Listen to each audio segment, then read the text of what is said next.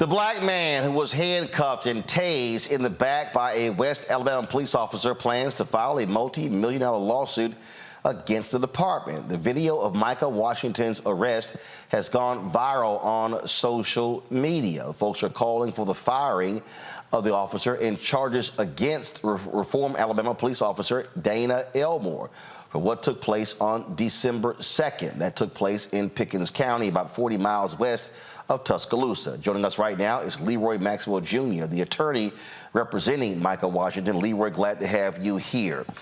So I want to do this here. I want to play the video, but I need you to explain to us what happened before this. Now, first and foremost, folks who haven't seen this, this is the video that has gone viral of this officer tasing Micah Washington after he's already handcuffed and he's complying.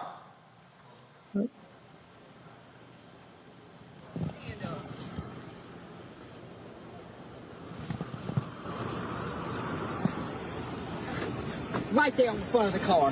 No, I wanted the audio up. Stay still. I ain't doing shit, but I got gun right there. I'm not doing that. Oh, yeah. I'm saying, what you saying? Oh, yeah, fuck. I'm not. Oh, my God. Fuck up. Okay. Down. Oh, my fuck. Oh, my God.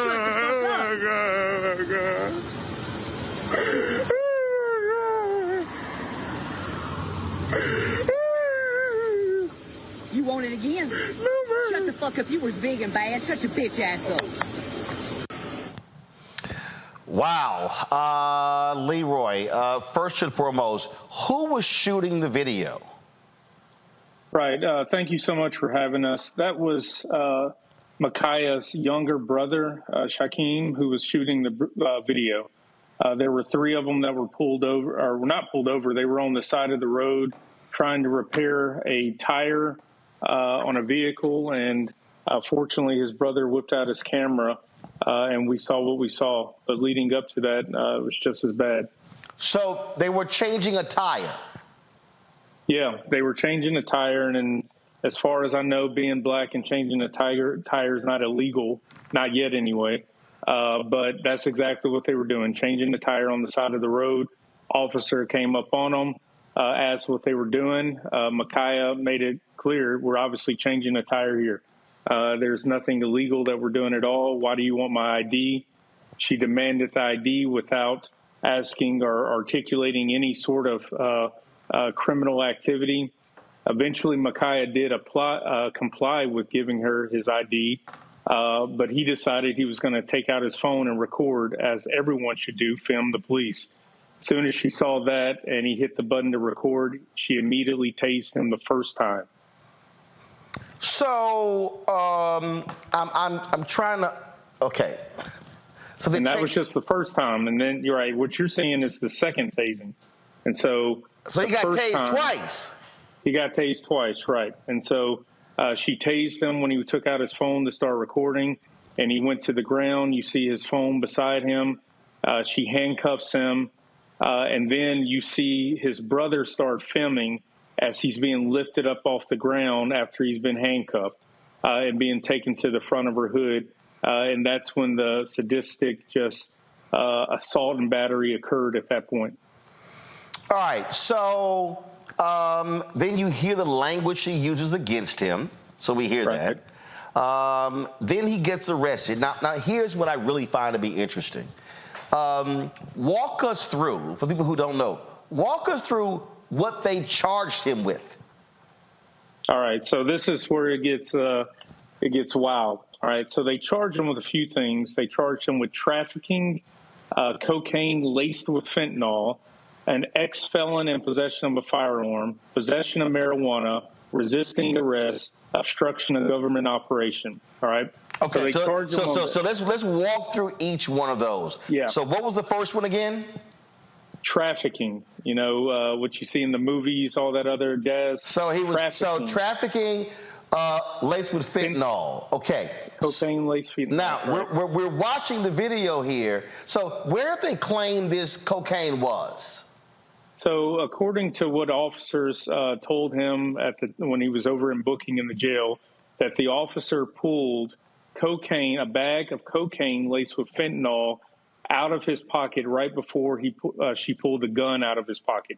And so we but see we in got the a video right here.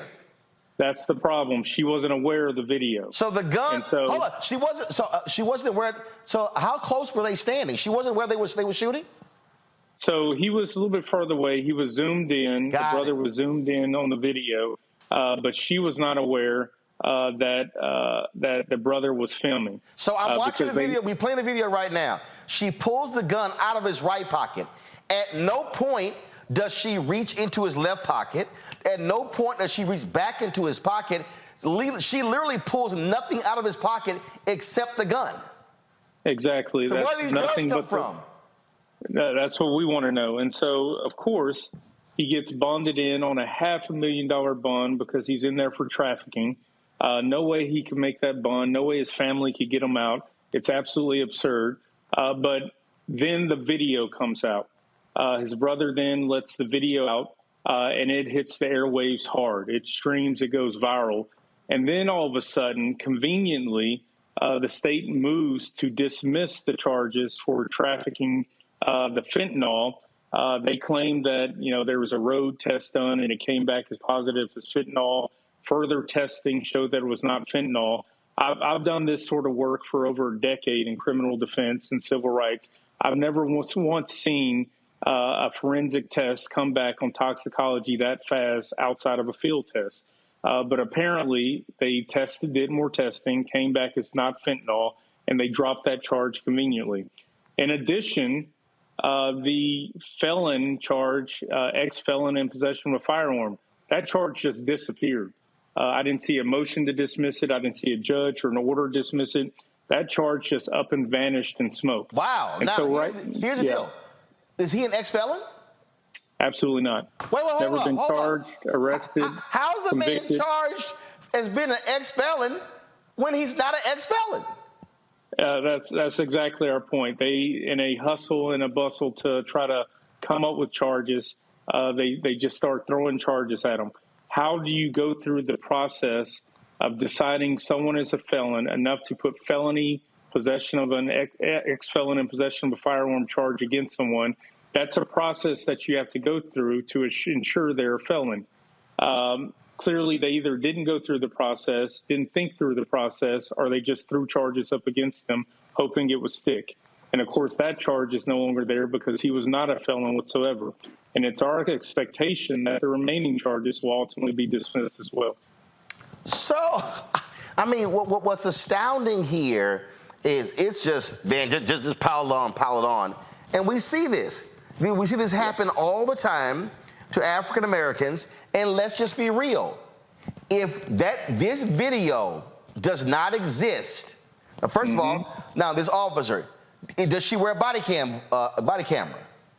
Now, looking at the video that the brother took, it looks like I couldn't tell if she was wearing a body cam or if that was just a radio or something. Microphone, a radio, right? Exactly. I couldn't tell, but we do know from Micah when he was in the vehicle, he said the dash cam was completely unplugged.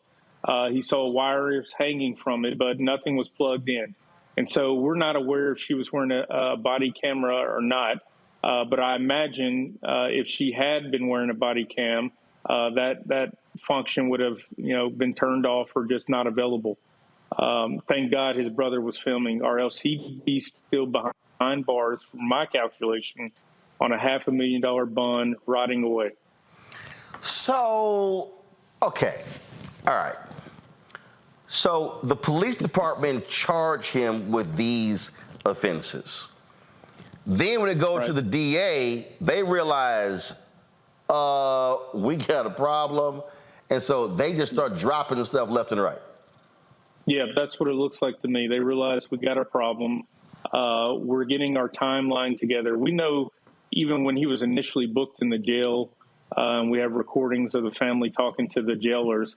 They said that he was only there for a failure to appear for a traffic ticket in another city. They didn't know about any other charges.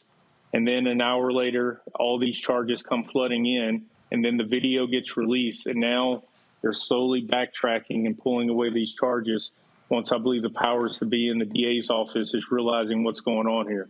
I think you got a situation where you got a road cop who's used to being a cowboy, cowgirl out there, getting away with whatever she wants to get away with. Unfortunately, the brother was filming, and she ain't getting away from it this time.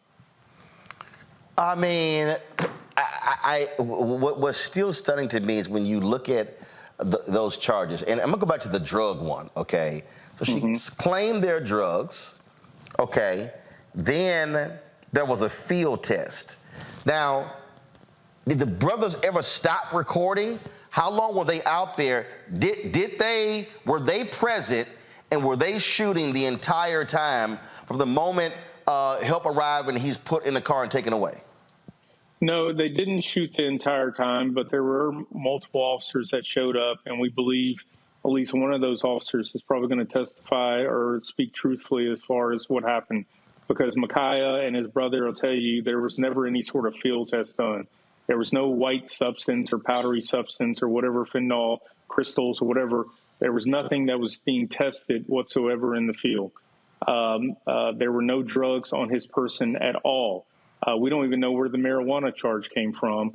And so while there was no video of the entire incident, because at some point the brother put his phone down once he saw an officer coming towards his direction, we don't have a full recording of everything that happened. We do know from eyewitness account there was absolutely no field test that was done.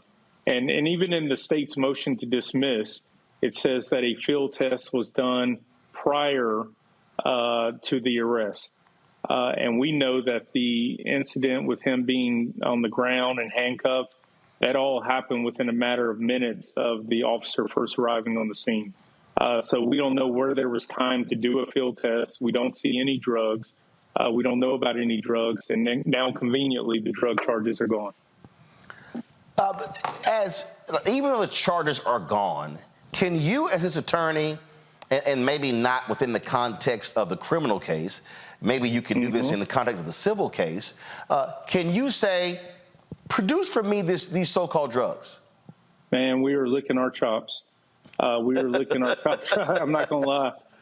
Not only do you have excessive force claims, not only do you have assault and battery claims, you have deliberate indifference, you have malicious prosecution, you have abuse of process, abuse of power claims here. And so we plan on filing our lawsuit within the next 30 days, and we're going to use that subpoena power to demand all the evidence. We want to review, examine all physical evidence, where it came from, the chain of custody, everything. We want it. And, you know, we hate that there are criminal charges right now, but trust me, we're going to take advantage of that too, because criminal charges provide subpoena power as well. And so while they're around, I don't know how much longer they're going to exist. I'm sure we'll be filing motions to dismiss, but while they do exist, we're going to take advantage of it and use every methodology we can under the law to make sure we get answers and that the right people are held accountable. It is just, I mean, the reason all of this is stunning, and I say all the time, praise God for this. Amen. Because one, again, if it's actually true that the dash cam stuff was unplugged, this is the problem we've seen in Chicago, where cops have destroyed dash cam videos, where cops turn their body cameras off because they don't want themselves being recorded. And so, absolutely, if his brother's not there shooting, I mean, their story, how they frame it, becomes the truth. And it's just, that's simply another black man claiming he didn't do anything, who just shut up and go to prison.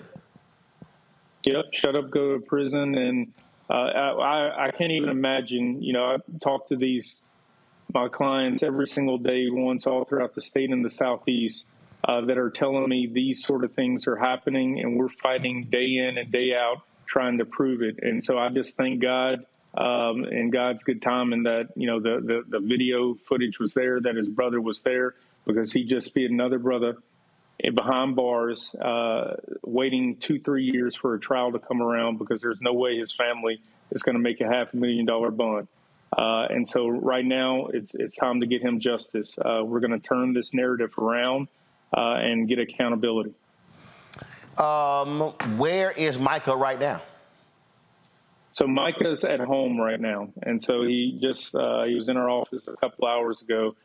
Thankfully, he's home, and he's going through it. He's naturally a positive, bright, optimistic. He feeds, gives energy to everyone. And I told him, don't let this rob you of it. But right now, he's dealing with the first time of his life depression, dealing with this traumatic incident where he goes in dark rooms and he just wants to sleep and not come out. He's afraid. He's worried. He fears for his family that lives still in that county. Will there be some sort of retaliation? He's going through it right now mentally, but we're going to get him right. You talked about, obviously, depression. Is he still suffering any physical ailments as a result of being tased? When we got him out of jail, he was still in the T-shirt with the taser holes in the back of his shirt. Man. So, yeah, he's bruised up. It's tender to the touch. It's a little swelling going on. We got him treated at a medical center. And so physically, he's still going through it. Every time he turns, every time he sits in a chair, lays down, he can feel it. And that memory floods back to the moment where he thought he was going to die.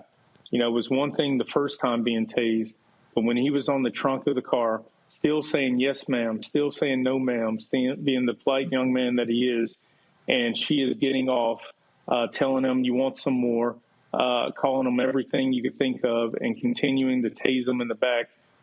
It might have lasted for 10 seconds, but for him, it felt like it was 30 days. He was there forever, and he felt every last jolt of energy. Absolutely unbelievable. Yeah. Leroy, anything else? No. Again, thank you all for covering this, bringing attention to it. We're out here in the trenches, often in the Black Belt here in Alabama, and this happens all too often in these small counties. Pickens County is a former sundown lynching-style county where some of the most horrible atrocities still occur. And bringing attention to this, putting light on this, means the world to the citizens of Pickens County and to everyone here in Alabama. So we appreciate it. All right. Leroy Maxwell, Jr., we appreciate it. Thanks a lot. Thank you, sir. Folks, going to a break. We come back. We'll talk with the family of another black man, former NFL player, who was shot and killed in this exact same county. That's next, right here on Roland Martin Unfiltered on the Black Star Network.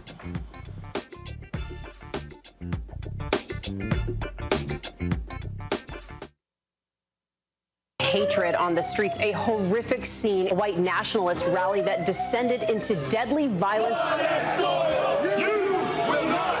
White people are losing their damn minds. As an angry pro-Trump mob storms the U.S. Capitol, we've seen shooting. We're about to see the rise of what I call white minority resistance.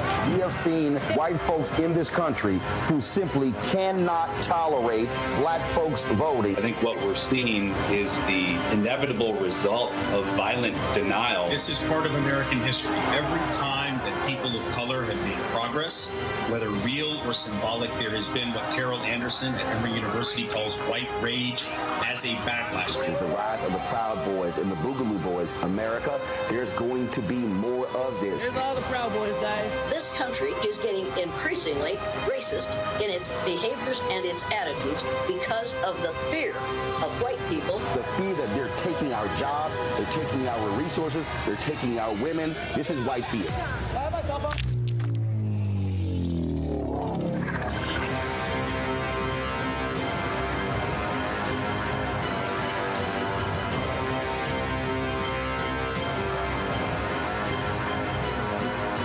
Grow your business or career with Grow with Google's wide range of online courses, digital training, and tools.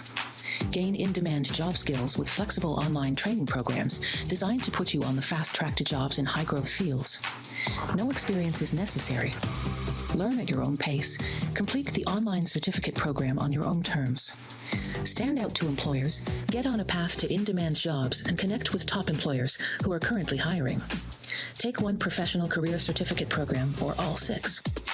Earn a Google Career Certificate to prepare for a job in a high-growth field like data analytics, project management, UX design, cybersecurity, and more. All professional career certificate programs must be completed by December 31st, 2024. Scan the QR code to complete the application. There are 1,000 scholarships available. Grow with Google and J. Hood and Associates. Be job ready and qualify for in-demand jobs.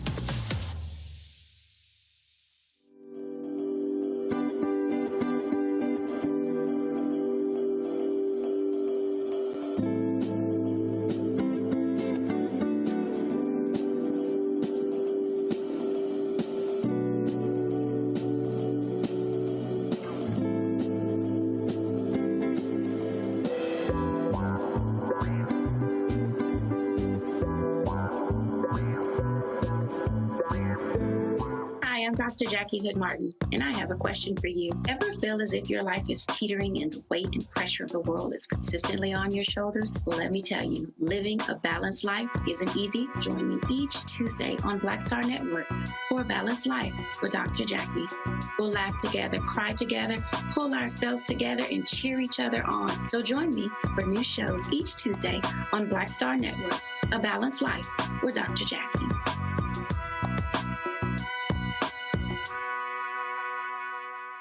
On the next Get Wealthy with me, Deborah Owens, have you ever had $1 million idea and wondered how to bring it to life? Well, it's all about turning problems into opportunities. On our next Get Wealthy, you'll learn of a woman who identified the overload bag syndrome, and now she's taking that money to the bank through global sales in major department stores. And I was just struggling with 2 or 3 bags on the train, and I looked around on the train and I said, you know what, there are a lot of women that are carrying two or 3 bags. That's right here on Get Wealthy, only on Black Star Network.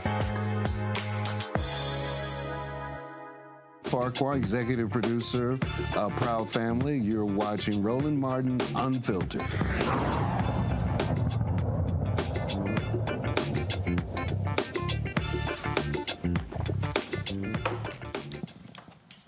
All right, folks, the Pickens County, Alabama Sheriff's Office faces another legal battle, a civil lawsuit that's been filed by the family of Glenn Foster Jr.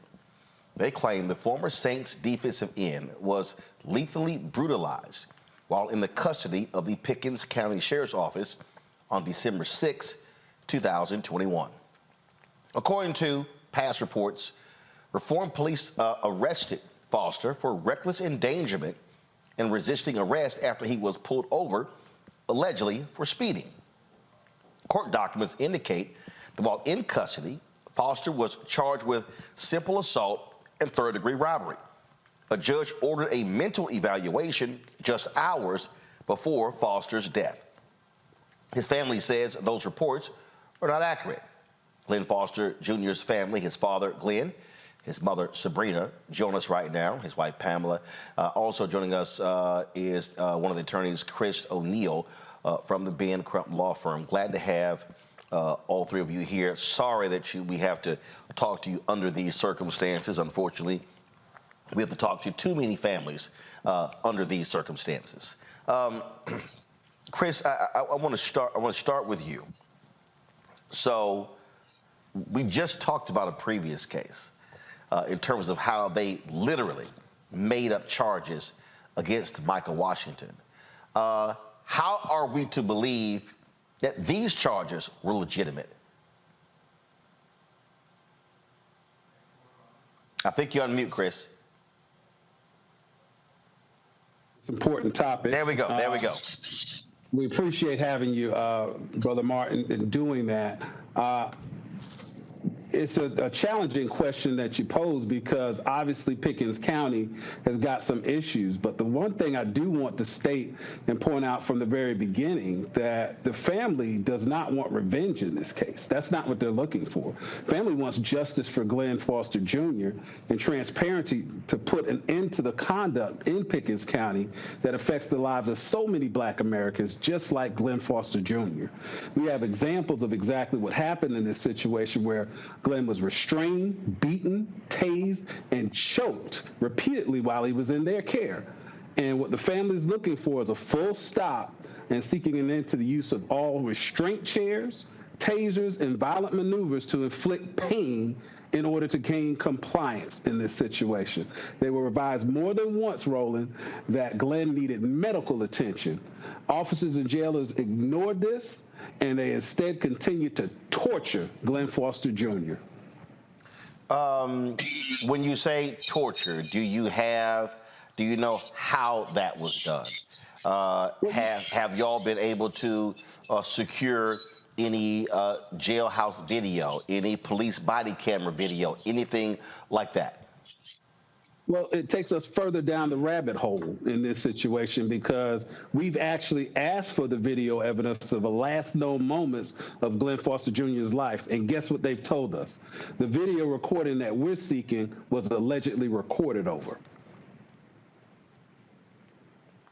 So somebody dies and you record over the video. You heard it. You heard it. And, you know, the bottom line is law enforcement generally promises to give folks a fair chance. But we are failing the Foster family here by refusing to provide the essential evidence to answer questions about exactly what happened to their loved one. They're not seeking anything that's extra special that anybody else in America wouldn't want. They're just seeking the truth and some transparency in this situation. Speaking of that, I want to go to his parents. For folks who don't know, what was your son doing at the time? Well, Glenn was in transit. He was on his way to Atlanta on a business meeting. He decided to drive. We have family in Alabama, so he had to make any stops. He would have been able to stop there, but he decided to drive to Atlanta. Unfortunately, he was pulled over around 11:30 at night due to a speeding violation. And everything that they have said about Glenn, we are now questioning. Glenn Sr., when you hear them all of a sudden mental issues, when you hear these things, what comes to your mind? Well, if what they say is true, that Glenn had some type of mental episode, all right, the correct procedure would be to get that person treatment immediately. And based upon what the investigators or the legal team have discovered is on multiple occasions, they had the opportunity to do the right thing.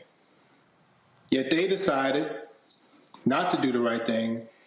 And unfortunately, our son's life was lost as a result of their negligence.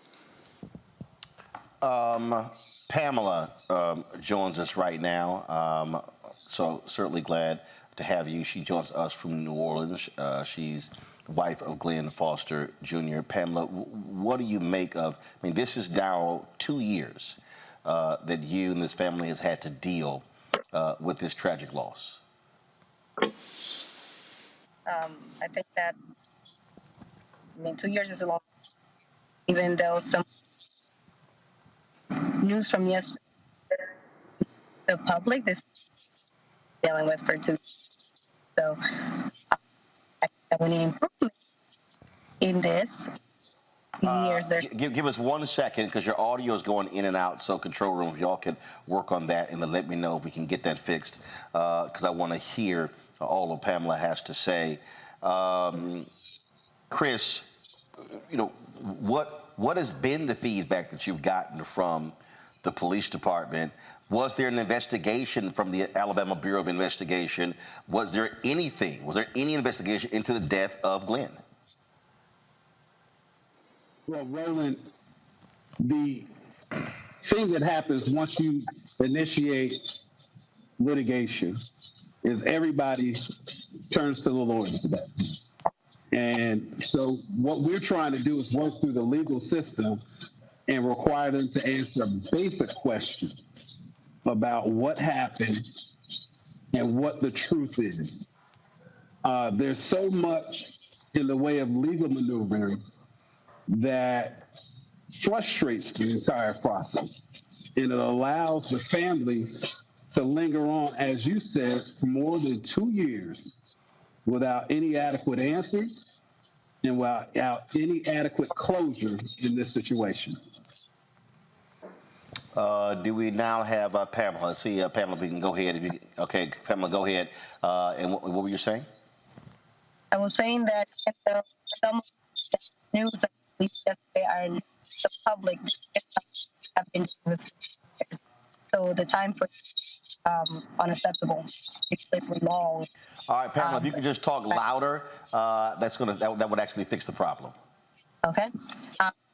For us to go without, I think that's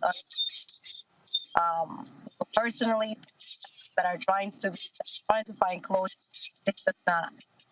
But also, system. There's so much that you can cover up with it.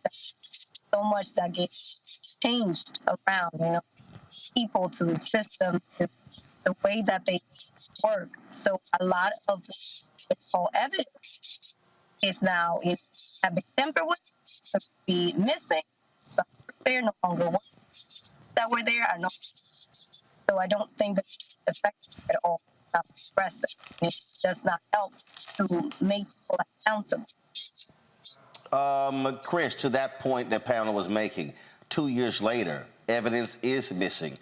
Critical information, memories change, is not as fresh in terms of those involved. Yeah, it's not only that, but, once this sort of thing happens and they try to say that this is what occurred, we have some things in our arsenal, such as sanctions and other things, that we ask the court to levy to either require them to do or punish them for not doing it. And so we'll have to take a look at that and see whether or not that's the route that we need to take. Or we're going to have to do a lot more digging. And I like this family because they are the kind of family that's going to stick together. They're exactly what the American dream is all about. And they will not rest until they get the truth in this matter.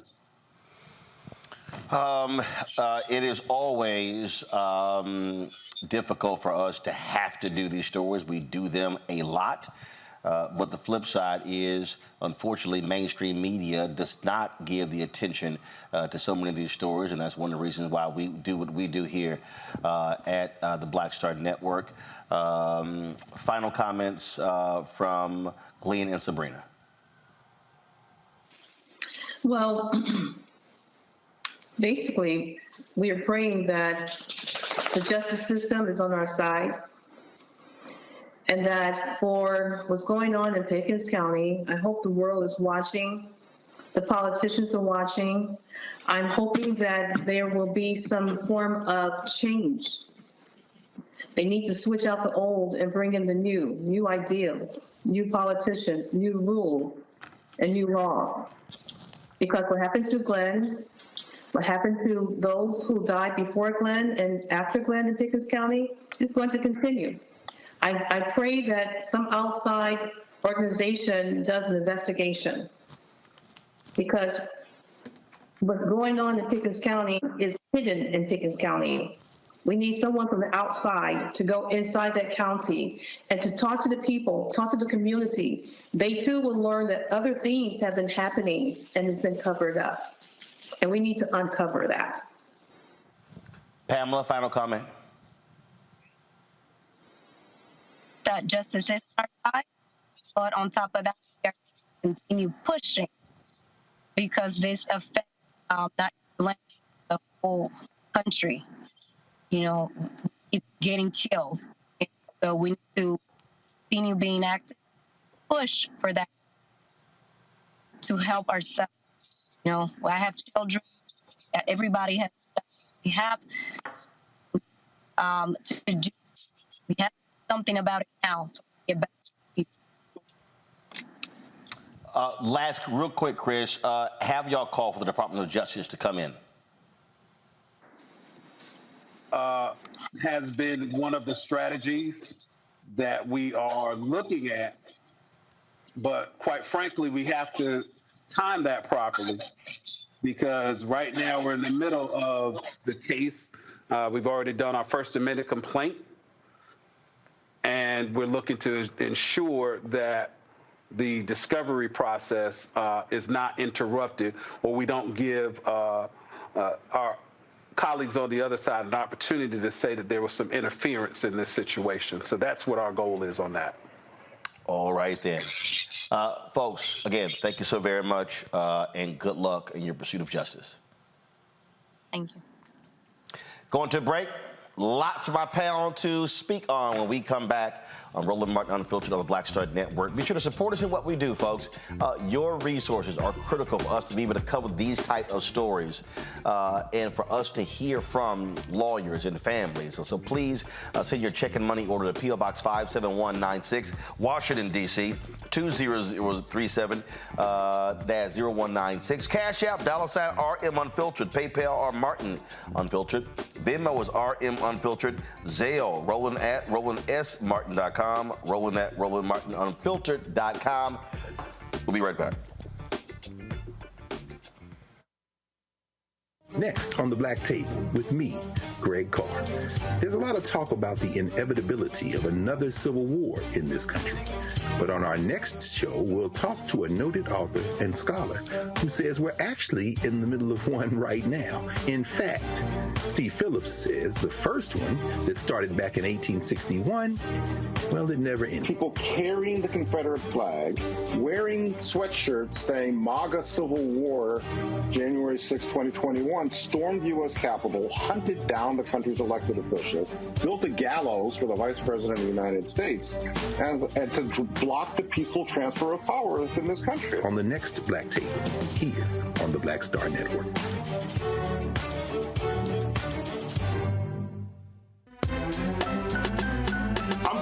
Muhammad, live from LA. And this is The Culture. The Culture is a two-way conversation. You and me. We talk about the stories, politics, the good, the bad, and the downright ugly. So join our community every day at 3 p.m. Eastern and let your voice be heard. Hey, we're all in this together. So let's talk about it and see what kind of trouble we can get into. It's The Culture. Weekdays at 3, only on the Black Star Network. Me, Sherry Shepard, and you know what you're watching, Roland Martin Unfiltered.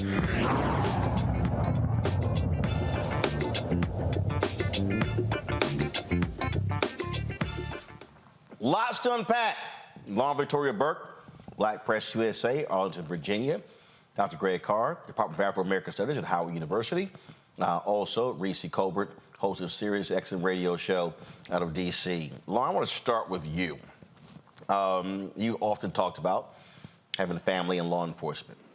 And when we see these two stories coming out of a sheriff's office, that tells you right there that there's a problem in that department, especially when you listen to what that cop had to say to Micah Washington, and then this BS from this brother dying after speeding. Right. So it's called the Reform Alabama Police Department. I suspect that the standards for their hiring are extremely low, if I had to guess, because the level of stupid is really beyond what you typically see, even in a really bad story. Which, of course, we get these stories so frequently that, I mean, it is really sort of incredible to me that. It would be disappointing if DOJ did not involve themselves in this particular case, but I would only say that with the cops that I know, certainly for federal police, the standards are extremely high, and they check all sorts of things, not just psychological or background or your, they check all sorts of things before they hire people. When my father was on the job, he had just his GED, and this is, of course, back in the 1970s for New York. And, you know, my nephew was in the Army, was in the military before he became a police officer. It doesn't make anybody perfect, but when I see that type of video that we saw earlier, I just have the feeling and the sense that the standards for entry for that department are probably very low. And of course, we just have the history of the state of Alabama. So that looked like to me something out of, you know, the 1920s or before, maybe even the 1800s. And as you already said, Roland, if it wasn't for the camera phone, we wouldn't know anything about these things. And I think about Eric Garner when I say that, and Walter Scott. And I also think about the retaliation piece that comes with these stories. The man that recorded Eric Garner being choked to death, Ramsey Orta, the New York City police went after him systematically. But in this type of case, it's such a sad thing to watch. I would be really surprised if there wasn't some pretty dramatic action from somebody on the federal level. Reese? You know, I wonder if these cops even solve any kind of crimes, because the craziest part about these stories is the fact that these were people going on about their business. You know, okay, fine, speeding, we all do it. Changing a flat tire. Where is the danger that even warrants any kind of interaction with the police? This is why I believe we should abolish traffic stops, except in extreme circumstances, and I mean very extreme, and just put cameras up. I don't give a damn about the surveillance. I'd rather deal with cameras and take my chances than dealing with these cops, because they are, you know, paddle rollers. They're out there to get their rocks off, torturing people. I don't know if it's things getting out of hand and them in their inability to exercise self-control, or if getting out of hand is the entire point of it, and seeing how much they can get away with for how long. But this is appalling, and the fact that, you know, the first situation, when you do manage to survive, you are hit with all kinds of bogus charges, and the system fails you until some sort of inflammatory video comes out. Even though the DA or whoever ended up dropping the charges, too much time had to pass in order for that to happen. This should have never gone past even being booked when the charges were completely full of shit from the beginning. Greg? Right. Yeah, I mean, I just echo what Lauren and what Reese have said. Dana Elmore was hunting. She's used to hunting. She clearly likes it. She talks smack, not once but twice. Oh yeah. Then she hits him, and then you want it again. That was what she said before she tased him again. You know, this little 1,700 person town, which is ironically majority black now, about 51% black, has a black mayor, a sister who is the mayor there, although a white police chief. The police chief, ironically named Richard Black, is on trial too. Hopefully, Kristen Clark sweeps in and takes care of business. But you know, how many times do we have to see this to understand that this is not a rogue cop? The police are rogue. Police means rogue. They are doing their job. Their job is to break your skull if they can. Alabama just passed a law about 6 months ago in June that says it gives the families the ability to ask for the footage from the police. But that same law does not require the police to give it to you. In fact, the police can refuse and don't have to give a reason. Now, in the case of Brother Foster, you know, he's been done crime even in death. His body was returned to Louisiana, and, you know, you can check, obviously, with your brother Ben Crump on this, because from what I read, Crump has filed a lawsuit because the funeral home some kind of way mutilated the body again and did not preserve the brain. The family was saying there may be CTE. Did they get a call from Alabama? What the hell is this? White supremacy colluding? What the hell? You can't even preserve the man's body long enough to find out whether he had some underlying concern. But, I mean, at the end of the day, when are we going to finally say to ourselves, to this country and to the world, that the police cannot be reformed? They have to be remade from the ground up. Dana Elmore is not an outlier. She is enabled by that badge and that uniform to do exactly what she did, and she's doing it with impunity because we haven't stopped her and everybody else. That is precisely it. And again, you know, we do a lot of these stories, and thank goodness that there's an outlet Because the reality is, and I can tell folks, there's so many of these stories, Lauren, that never see the light of day on mainstream media. It has to rise to some crazy, unbelievable level for MSNBC, CNN, ABC, NBC, CBS. We know Fox News ain't covering nothing dealing with black people getting killed by cops. But the light has to continue to stay on these cases. And yeah, it's depressing. It's not, I mean, we don't always, I mean, it's not like this is what you want to lead with every single day, but this is the reality of black people in this country. Yeah, I mean, actually, it leaves me a little bit dazed. Actually, just watching this craziness. You know, it's a history that follows. If you think about Fred Hampton and Mark Clark, that anniversary just passed where they effectively were assassinated by the Chicago police. The reason that you don't see this on MSNBC or CNN is because we are talking about African Americans. If we were talking about any other group in American society, white women, anybody in the LGBT categories, Hispanics, Asians, anybody, then we would be talking about this. But it's a part of American history. It's a part of the phrase Black Lives Matter, which has a profound meaning on so many levels. Because, in fact, we find when we watch these stories that, in fact, we do not matter as much as everybody else. And the way that you know that is that these videos are common. They're extremely common. And when we got into the age of the cell phone and we were starting to see the details of conduct that had been complained about for years and years and years, I mean, if you go back and look at what Malcolm X was saying in the 1960s and what John Lewis said, I mean, this police brutality subject had come up many times, but to see it on video was a new aspect, and now we're just seeing it on video. The thing that amazes me is that we get something like a Walter Scott where we see somebody get shot in the back 6 or 7 times, and it's as if, you know, yeah, okay. I mean, are you kidding me? Are you kidding me? If this was any other group, there would be a completely different reaction. So it is shocking to have to realize that you live in a country where you're in that group that is not cared about as much as the other groups are. It's just a reality for African Americans. It's a fact. And when you see a video like this, it is unbelievable. It's sort of stunning. And, you know, I hate to be so discombobulated, but it just kind of leaves me thinking about a lot of things from a historic standpoint, not just a present day standpoint. Indeed, indeed. Folks, hold tight 1 second. We come back, we'll talk about President Biden providing more student loan debt relief. Oh, shocking. I know that's literally screwing up the talking points of a whole bunch of these ignorant folk out here who love running their mouths claiming none of this stuff is actually being done. Also, the people who are saying, oh my goodness, this isn't impacting black people, even though we are disproportionately on student aid. We'll explain that when we come back on Roland Martin Unfiltered on the Black Star Network.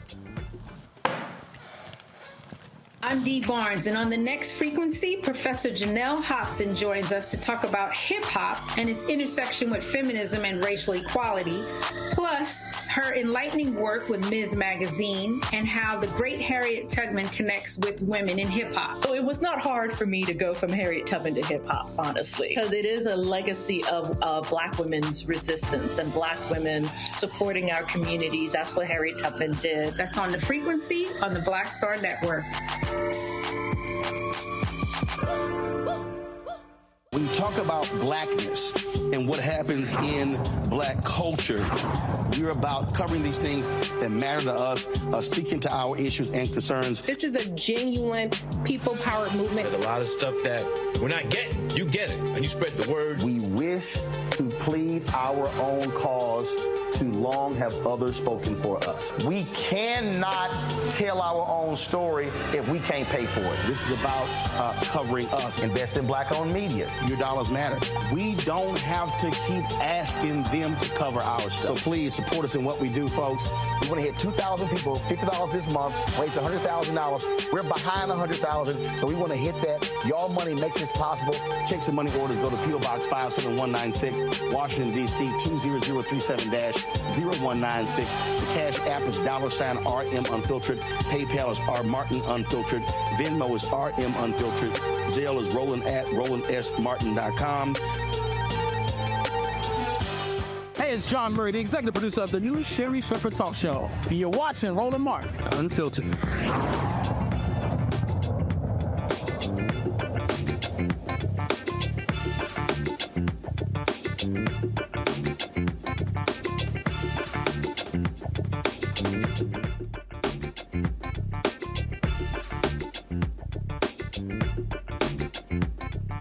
Come to me, let's go. Come to me, let's go. All right, student loan debt, big issue. People claim Biden has done nothing. Really? They announced today they're forgiving an additional $4.8 billion in student loan debt for nearly 80,400 borrowers. That means to date the administration has canceled nearly $132 billion in student loan debt for 3.6 million Americans. The debt was forgiven under changes to the department's income-driven repayment plans and the public service loan forgiveness program. Reese, I'm gonna start with you. I mean, this right here is a perfect example, Reese, of, let me remind people, Biden wanted to cancel all student loan debt, but the conservative Supreme Court said no. And if you sat your ass at home in 2016 and did not vote for Hillary Clinton and Trump won and got 3 appointees, guess what? You helped make this happen, so shut the hell up. So he made that attempt, but this idea, and I keep seeing this, he's done nothing for student loan debt. And then, well, I had one person go, well, I ain't get my debt cut. Well, damn, let's not act like damn near 4 million folks didn't. Right. Well, I mean, you nailed it at the end. It's what is in it for me. You know, people can say student loan debt as some big nebulous concept of unfairness as something that needs to be tackled. But the reality is people want their own student loan debt canceled. Okay, they don't give a damn about 4 million people getting theirs canceled if they're not one of those people who have been affected. But the reality is, I think this administration has tried to be creative in terms of lessening that burden. You've had them institute new repayment actions that have been really transformative if people actually took advantage of it. But it is an affirmative step that people have to take in order to apply these new rules to their own loans. They've done a lot around predatory colleges in terms of proactively, in that case, canceling the student loan debt of a lot of people, millions of people, hundreds of thousands of people in some cases. And so I think what it boils down to is as many good things has happened to as many people. If it doesn't happen to everybody who is the one out there bumping their gums about it, then they don't get it, you know? And so, but I think it's a good thing. I think it's a good thing if they can find a way to message it. Hell, they having 35 million holiday parties. Invite some student loan beneficiaries to the White House. Have a ceremony or something, you know, do something, child. Hand out some free turkeys. I don't know. But whatever they need to do, they need to get this message across that they are doing everything they can in the face of Republican obstruction that's not going anywhere in terms of the courts. And what the Republicans have tried to do is make sure that nobody benefits at all from any of these measures that the administration has taken. See, here's my whole deal, Greg. This is how I, Roland Martin, will be responding to my critics. I would not be waiting to develop campaign ads that are going to run, let's say in September. Right now, I would be having ads, hi, I'm Chris Simpson, graduate of Fayetteville State University, and $78,000 was forgiven in student loan debt. Or just the name and the number, and I would have students. I mean, I would sit here. Frankly, I'd be like dropping damn mixtapes. I have 20 people every week, and I'll be popping that, and it'll be, or I'll sit here and say, you have to show them, and all they saying is, thank you, President Biden. Thank you, President Biden. And below it, I'm showing their number. Thank you, President Biden. 38,000 forgiven. Thank you, President Biden. 42,000 forgiven. Thank you, President Biden. 10,000 forgiven. Because what we do know is the Republicans, they don't want any of this money forgiven. Well, they don't want any money for student loans, but they, of course, want their PP loans. And in fact, as you were talking, it occurred, you and Reese, thinking it can't be. I doubt very seriously, knowing the number of people that we all know, all four of us, who are in and around that administration at all levels, it can't be that these things haven't been proposed. It seems to me that the senior leadership simply hasn't found the spine to execute them. So let's take the commercial that you just laid out and maybe make it a split screen, or make an iteration of it with the split screen, where you have the number forgiven. Thank you, President. And on the other side, you see Matt Gaetz and the number that he got in PPP loans, or Marjorie Taylor Greene, the number he got. So when you put 980,000 versus 20,000, 1.5 million versus 23,000. In other words, not enough just to take credit for it. You got to punch these people in the mouth, as we've seen in the federal legislature over the last week. They crucifying Ivy League presidents. They out there trying to censor people. They don't have any rules. You acting like this isn't an open fight. You coming out here trying to talk to people, and they're not trying to talk to you. So, and the point you're making is very important. And it isn't just the loans. Sure, $132 billion. People say, well, why are you doing that? No. Look at the money that they stole in COVID and put that number down. And at the same time, the largest increase in Pell Grants in over a decade. I mean, if your family makes less than $60,000 a year and you're trying to go to college, there's more Pell Grant money available. The Public Service Loan Forgiveness Program, and they've created categories. You've got people out there who have owed money for 20, 25 years. Under this new iteration, they're going to be able to get up to $10,000. You have people who owe more money now than they did when they took out the loan. They're going to get an expansion as a result of this. And finally, make that commercial and then maybe have a tri-screen. Have the thank you, President Biden, with the number. Have the thieves in Congress with the money they got in the middle. And on the right, put John Roberts. And say this would have been a whole lot easier if we'd had a few more judges on the Supreme Court. And then go to dark with VOTE on it. And I know y'all gonna come for me. Come for me. Let's dance. You must not have any student loans. And the point here, the why you have to make the contrast, Lauren, because it's simple. And that is, if there is a change in administration, there's going to be a change in the policy towards student loans. And I would also, and that's what Greg laid out, is a whole lot to put in one commercial.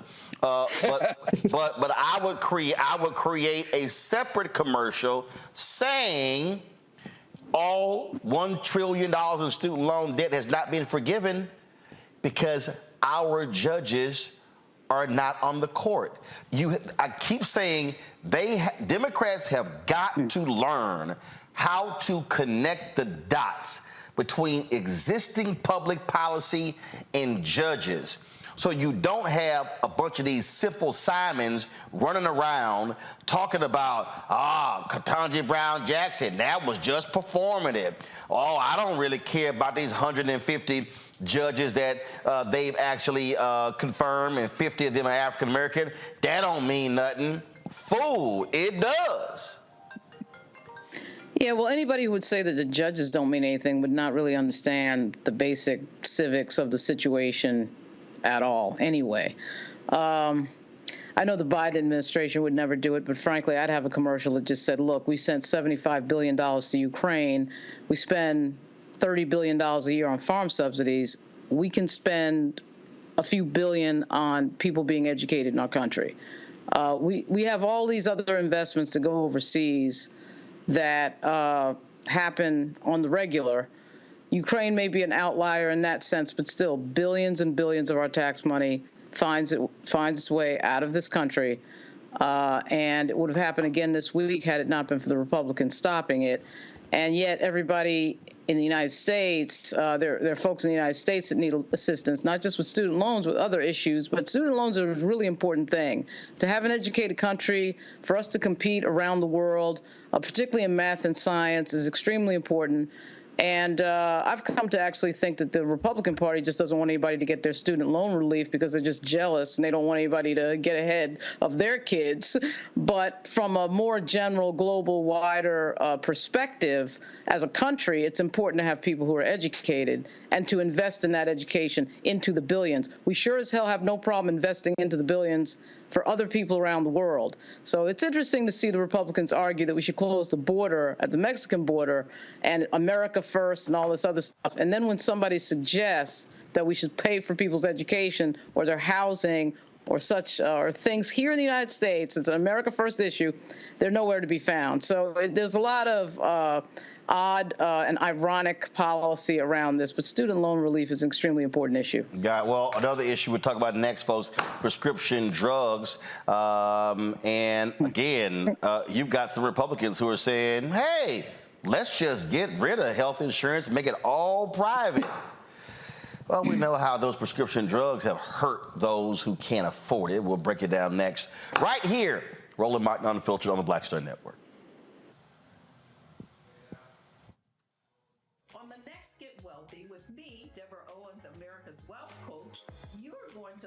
So many black women are starting their own businesses.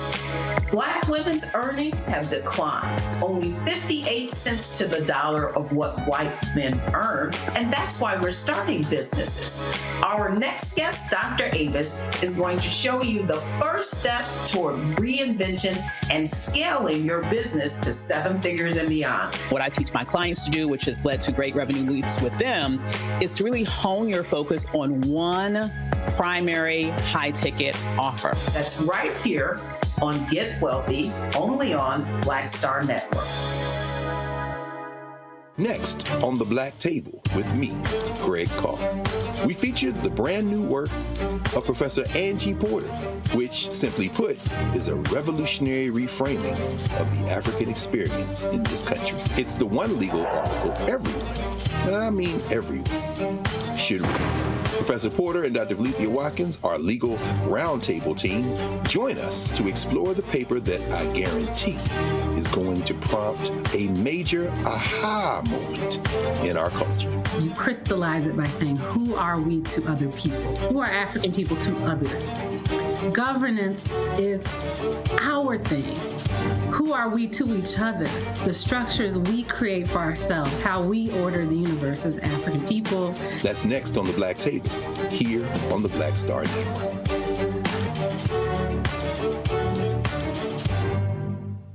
Me, Sherry Shepard, with Sammy Roman. I'm Dr. Robin B., pharmacist and fitness coach, and you're watching Roland Martin Unfiltered.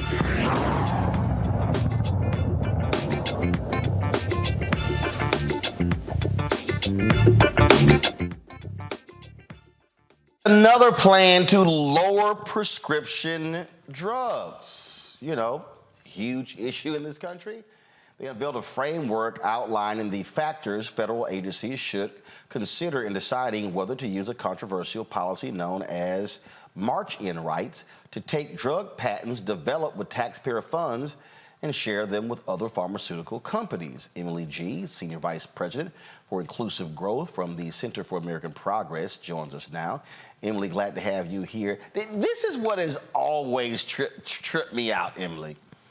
How taxpayers can pay in a significant way for drugs to be developed, and then the same companies go, you know what? We're going to charge y'all a hell of a lot of money.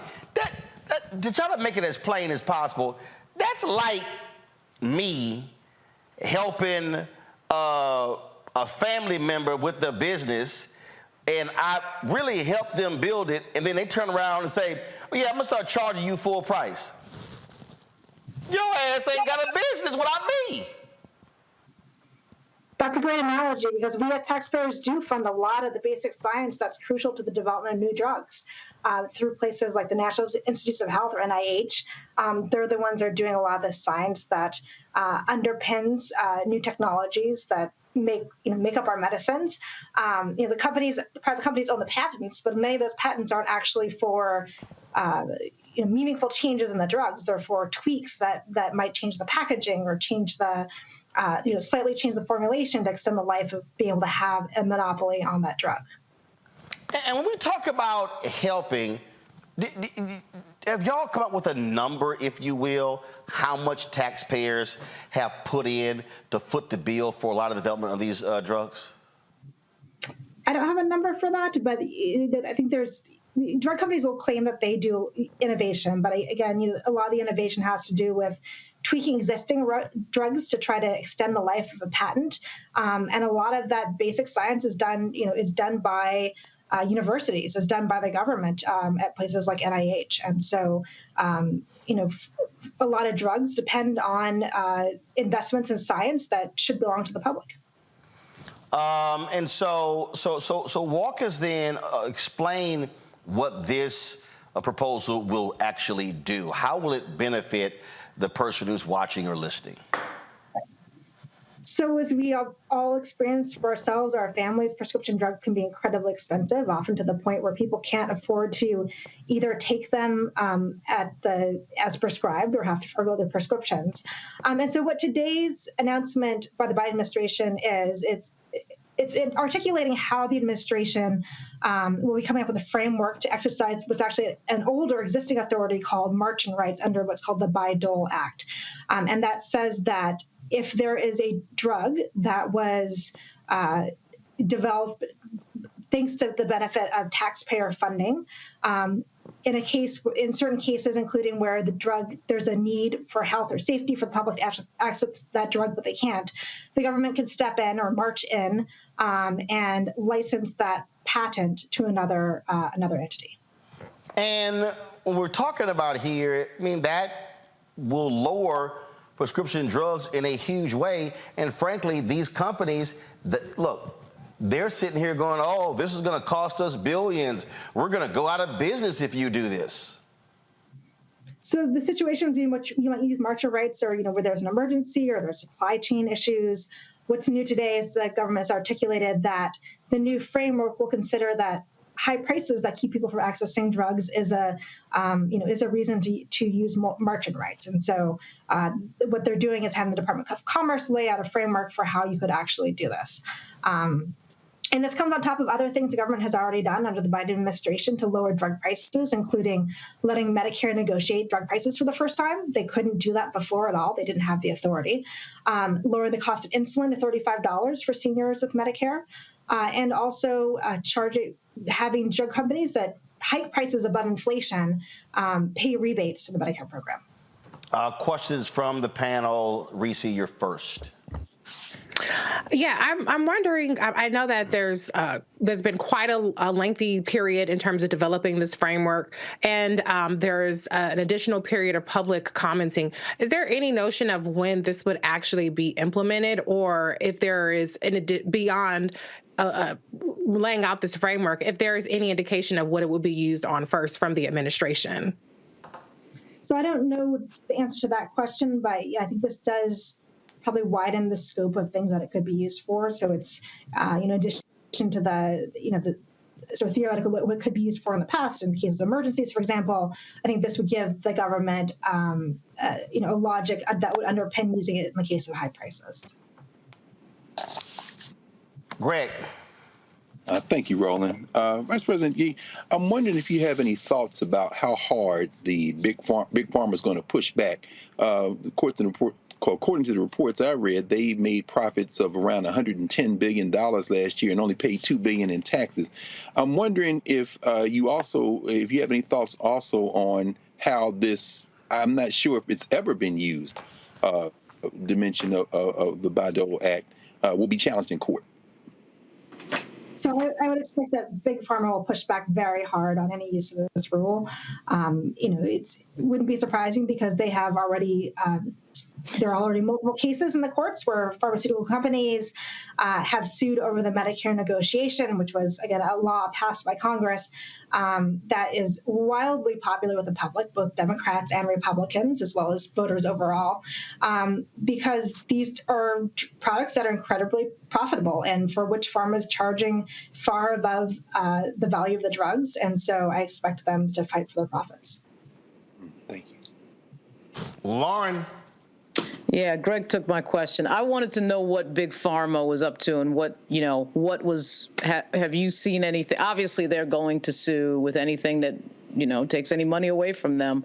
But that was my question. Effectively, you were already asked that question. So thank you. It's very informative and very interesting.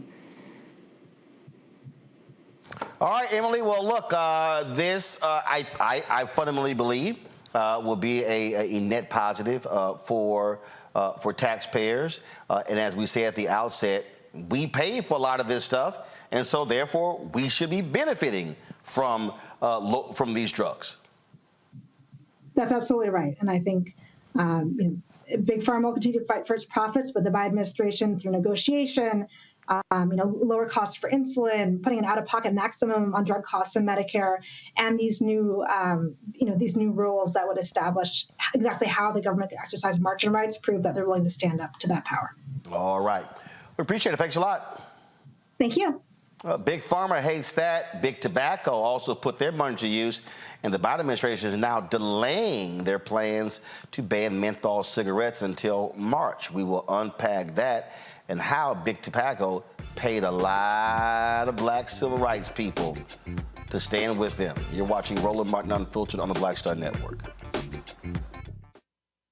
Hi, I'm Dr. Jackie Hood Martin, and I have a question for you. Ever feel as if your life is teetering and the weight and pressure of the world is consistently on your shoulders? Well, let me tell you, living a balanced life isn't easy. Join me each Tuesday on Black Star Network for A Balanced Life with Dr. Jackie. We'll laugh together, cry together, pull ourselves together, and cheer each other on. So join me for new shows each Tuesday on Black Star Network, A Balanced Life with Dr. Jackie.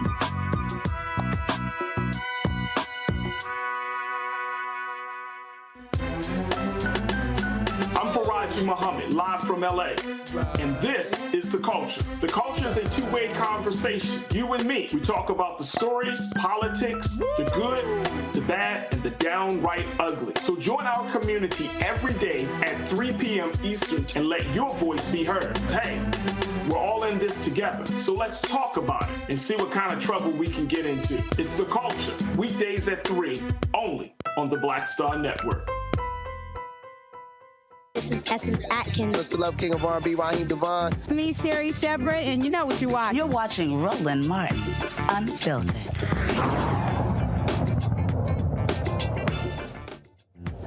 All right, folks, many believe that the Biden administration, as a result of the FDA recommendation, was going to ban menthol cigarettes. Folks have been waiting all year for that to happen. Now the administration has announced that they are going to delay this until March of 2024. What that now means is that many people believe that they likely are not going to touch this issue at all in an election year. And in fact, that was one of the issues that was actually raised by civil rights groups as to why Biden should not act on this. This is a story here. This is from ABC News right here. Go to my iPad. It's civil rights groups fought the ban, saying it would target black smokers. Now, here's the deal. The ban would have actually targeted the manufacturing of menthol cigarettes. But what Big Tobacco did, there was an aggressive push by civil rights groups, again, sponsored by Big Tobacco, who said there was going to unfairly target black people. You had the black farmers and John Boyd out there saying this is an awful idea. This article here lays out that you had folks with Noble, the ACLU, even Reverend Al Sharpton's National Action Network, saying that this could harm black voters. And here's what the story says right here. It says, in private phone calls, civil rights groups, including the ACLU, the National Organization of Black Law Enforcement Executives, or NOBLE, and Reverend Al Sharpton's National Action Network, warned the White House against the plan, with some officials suggesting that a regulatory crackdown could harm Joe Biden's re-election chances with black voters. Okay, so that was the argument that was being made. Now, understand, folks, the same article says this right here, that The delay is a major defeat for health advocates who have been pushing for years to limit access to menthol cigarettes, which are aggressively marketed in black communities. According to the Centers for Disease Control and Prevention, menthol can enhance the addictive effects of cigarettes and make it harder to quit. 45,000 black people die annually as a result of cigarette smoking. 45,000. Let me just remind people, there are more black people who die annually than smoking that represented the margin of Biden's victory in Georgia and Arizona. Why am I framing it like that? Because, frankly, I'm not buying any of this bullshit from any of these civil rights groups. And let me be perfectly clear. I work with the Campaign for Tobacco-Free Kids. I hate cigarettes. I'm allergic to smoke. It gets in my system, it literally shut my throat down, and I've been off the air for a week. My mom has asthma. I can't stand it. So I don't care. I got no problem. But what I'm looking at, I also cannot, as a black man, have a mural in my damn office saying Black Lives Matter, and we're literally located on Black Lives Matter Plaza in D.C., but how hypocritical would I be going down to the White House 2 blocks away and saying, no, don't do this because this is going to harm black people. How about the damn big tobacco harming black people? Here's what the article says in here. Give me 1 second. Right here. Go to it. Noble. Black law enforcement lists tobacco giant Altria among its sponsors. Another group, the National Association of Blacks in Criminal Justice, which ran ads against the proposed ban, is sponsored by Reynolds American. Also, Big Tobacco increased their advertising to NMPA, the black newspapers, so it was no shock that Ben Chavis, who heads the NMPA, came out against this. And what they also did was they held a news conference at the National Press Club with Gwen Carr, saying what happened to my son Eric Garner, this could happen to other black men if this happens. Y'all, they created this whole hysteria by saying there's going to be an underground market and black people are going to be killing it. We literally had a dude from Noble on the show last week saying, well, you might see this increase in crime because, if you're going to have these cigarettes on the black market. And I love this one. Well, if you're going to ban menthol, you should ban all the rest of them.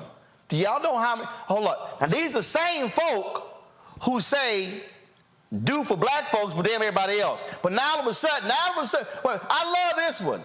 They complain about a rising tide lifts all boats. But now, no. Don't just target menthol. No, target everybody, knowing full well how addictive menthol cigarettes are. Here's the reality, Greg.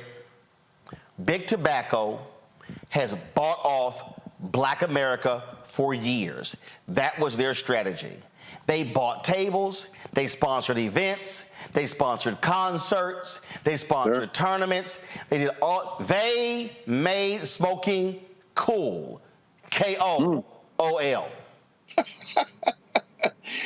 Well put, brother. I think about all those ads we saw in all of the black publications that made it cool indeed. K-O-O-L. I mean, it's not the jazz festival in New England. It's the Newport Jazz Festival. And you've talked about this before. In fact, you've done dedicated segments on the show about this. It's certainly disheartening, but it's unsurprising. The idea that harming ourselves, being induced to harm ourselves, isn't enough to make a stand. is that's the society we live in, brother. I mean, right now, probably the biggest story in the world right now is the COPES meeting, and they're overseas in an oil-producing company, exactly because the Saudis and UAE and all of them wanted to get these people trying to get climate change under control on their turf so they could kill anything, and they're literally dumping billions as we speak right now into this meeting to persuade the people of the world that you'll be dead, but at least we'll have the oil making it into gasoline for, I guess, the phantoms, because the world is going to burn up. But the same principle is at work here. Money. What's the cost of our life, brother? What's the cost? And as you read those names, as you read those organizations, I mean, Noble is sitting there with a lobbyist who is working with the tobacco industry. Does that mean we can't trust these folk who claim to represent or want to represent us in certain areas or in certain forums? Because they definitely don't represent us on that. I mean, does that just mean that we just need to get enough money to say, okay, well, since you are a free agent, what's your price to take this political stand? Because you've clearly mortgaged your morals. Here was an email blast that went out, Lauren, from John Boyd. Look, we've been standing with the National Black Farmers to get their money from the federal government. But on this one, John Boyd is wrong. It says in here how this is going to hurt black farmers in rural communities. How? Show me the data. And then it says, beyond the economic impact, opponents of the ban on menthol tobacco products note that the Food and Drug Administration ban being considered would criminalize the sale, distribution, and possession of menthol cigarettes under federal, state, and local laws. This criminalization could result here's that key word, Lauren. Mandatory minimum sentences, revocation of parole, fines, the loss of one's right to vote, or even deportation, among the other criminal legal consequences. That literally, Lauren, is complete bullshit. It is. What this would do is end. Again, here's what the manufacturing of the products, manufacturing, distribution, all the rest, that's all lies.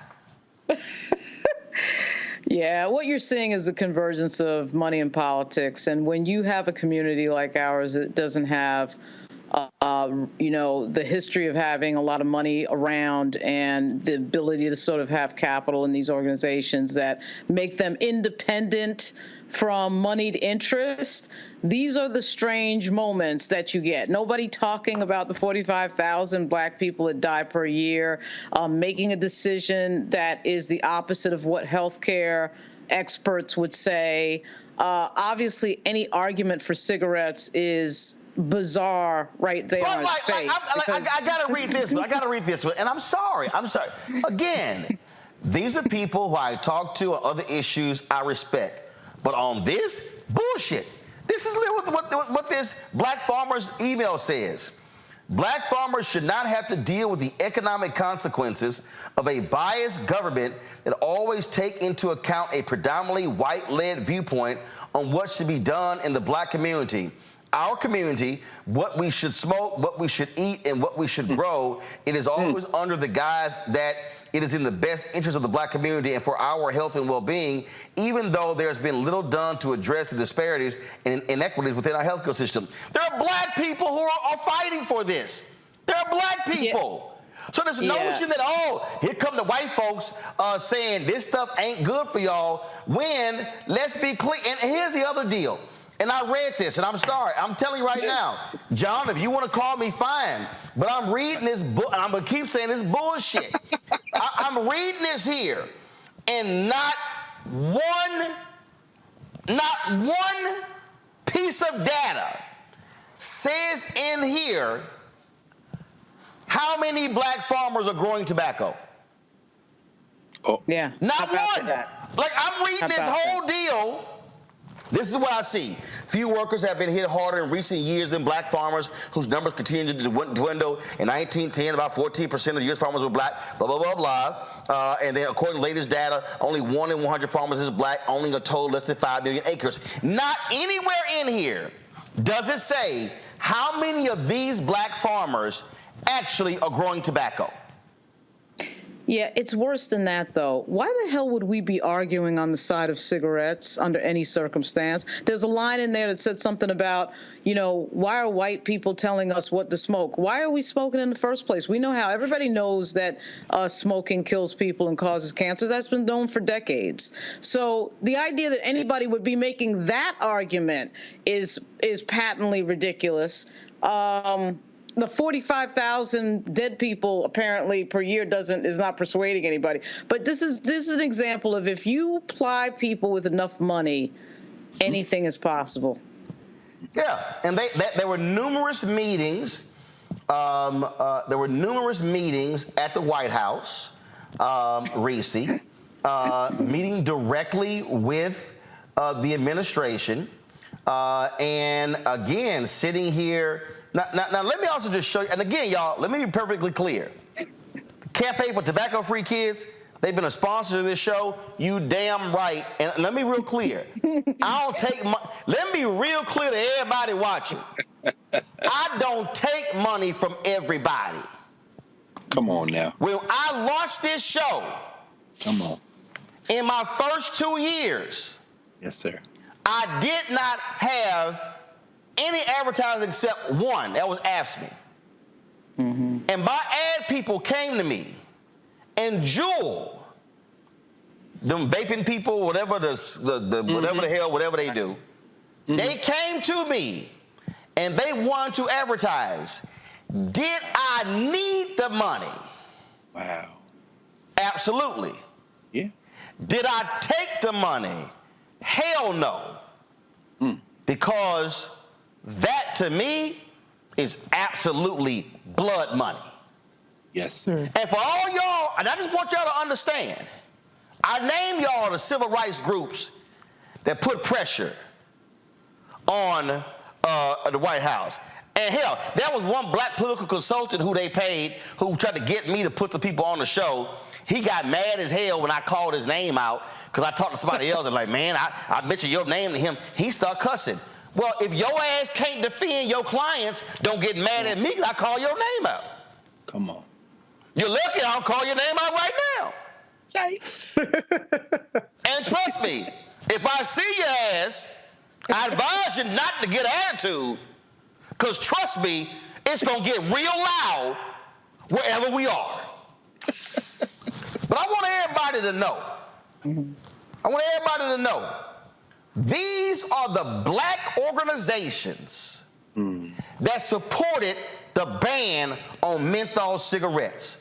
The 100 Black Men of America, African American Tobacco Control Leadership Council, African American Wellness Project, Alpha Phi Alpha Fraternity Incorporated, the Association of Black Cardiologists, the Association of Black Women Physicians, the Black Men's Health Initiative, the Black Women's Health Imperative, the Black Women's Roundtable, the Church of God in Christ Social Justice Ministry, Mocha Moms, Inc., the NAACP, the National Black Empowerment Council, the National Black Nurses Association, the National Caucus and Center on Black Aging, Inc., the National Council of Negro Women, the National Medical Association, that's the group of black doctors, Save a Girl, Save a World, the Arc of Justice, the Center for Black Health and Equity, the National Coalition on Black Civic Participation, the National Council of the Churches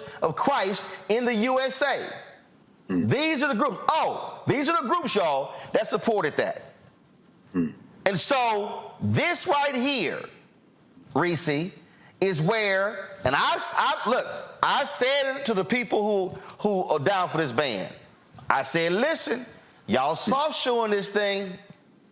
I think folks thought, you know what, this thing going well. No. I believe in going hard till you get what you get. It's like in sports. I'm going to play hard till that clock says 0-0-0. Yes, sir. And what happened here? Big Tobacco played a lot of hardball and threw a whole money out, and now they push it to March, and I don't think for a second that the Biden administration is going to pull this trigger in March. They should, and frankly, the president and the vice president should be able to come out and say, we stand for black lives, and they absolutely matter. And they should absolutely ban menthol cigarettes and sit here and say to any civil rights group that opposed it, how dare you be manipulated by big tobacco by saying, oh, black people gonna get arrested and gonna get accosted by the cops because of menthol cigarettes. That's all nonsense. Yeah, and this is pretty fucking embarrassing for black people to be in it in terms of a civil rights issue. For cigarettes is a civil rights issue. That is so deeply embarrassing that there are pretty esteemed organizations that are signing up to this. The gaslighting and propaganda, don't we get enough of that already? Come on. We don't need to add to the gaslighting in this country around our political issues.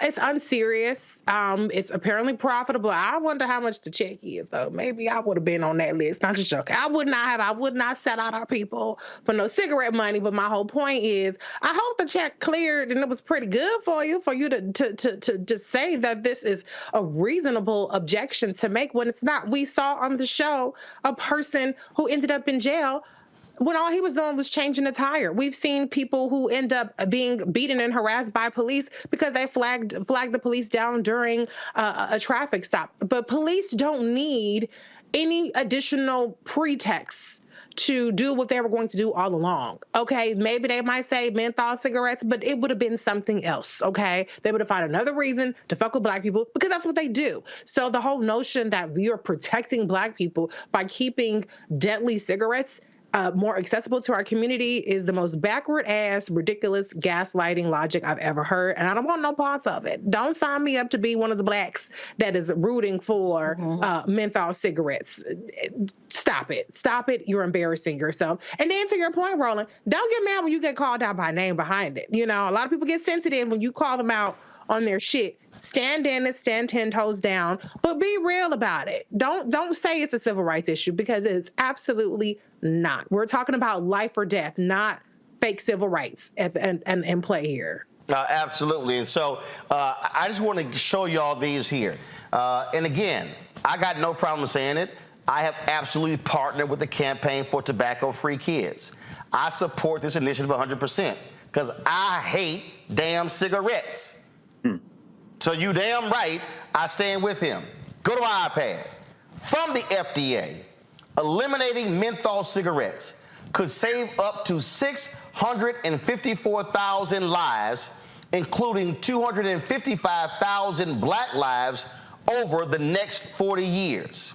When black people die early because of cigarettes, that's less money in the black community. That impacts black children, that impacts black mothers, black fathers, nieces and nephews. And so, y'all, this is an economic issue for black people as well. Go back to my iPad. Why eliminate menthol cigarettes? They are more addictive. They're easier for kids to start. And we have heard they are harder for smokers to quit. Fact of the matter is, Michael Coleman, former mayor, Columbus, Ohio, talked about that. And just so y'all know, if y'all think I'm just sitting here, oh man, you're making up this stuff about big tobacco and what they've done, go to my iPad. For decades, big tobacco targeted the black community with menthol cigarettes. And if you black and you grew up in the 70s, 80s, and 90s, and you saw black newspapers and black magazines, you saw all these ads. Look how cool. Y'all see this here? Misty, light and sassy. Look at this here. Y'all, I want y'all to understand this here. These assholes, these big tobacco assholes, use the natural hair of black people to do an ad to say it's only natural to smoke Salems. Oh, look at this here. Wait a minute, Roland. Wait, before go back over there, it's only natural.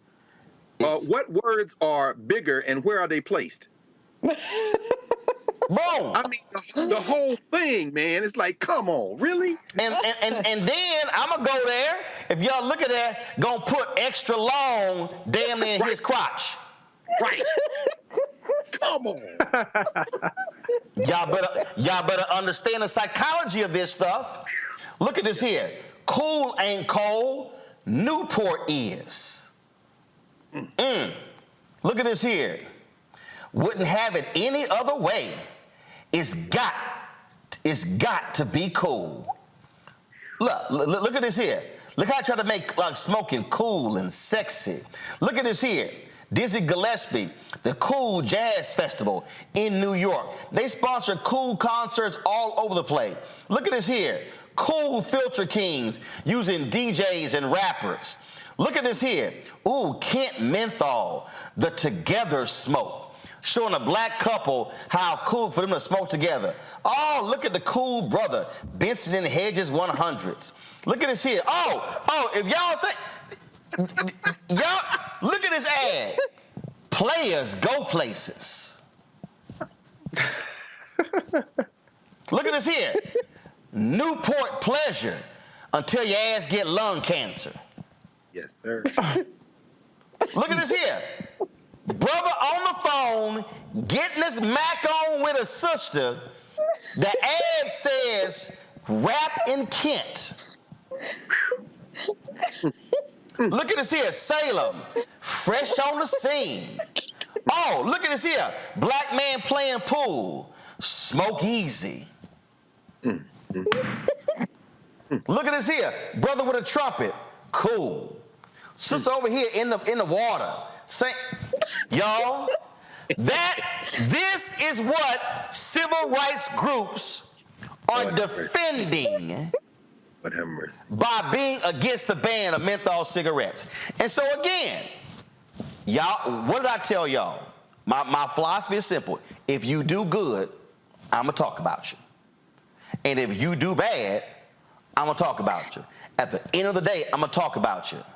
Shame on every civil rights group, every political analyst, every political strategist, anybody who is black who stands with big tobacco. Damn that. Any day of the week. I'm going to a break. I'll be right back on Roland Martin Unfiltered on the Black Star Network. Hatred on the streets, a horrific scene, a white nationalist rally that descended into deadly violence. White people are losing their damn minds. As an angry pro-Trump mob storms the U.S. Capitol, we've seen shooting. We're about to see the rise of what I call white minority resistance. We have seen white folks in this country who simply cannot tolerate black folks voting. I think what we're seeing is the inevitable result of violent denial. This is part of American history. Every time that people of color have made progress, whether real or symbolic, there has been what Carol Anderson at Emory University calls white rage as a backlash. This is the rise of the Proud Boys and the Boogaloo Boys. America, there's going to be more of this. Here's all the Proud Boys, guys. This country is getting increasingly racist in its behaviors and its attitudes because of the fear of white people. The fear that they're taking our jobs, they're taking our resources, they're taking our women. This is white fear.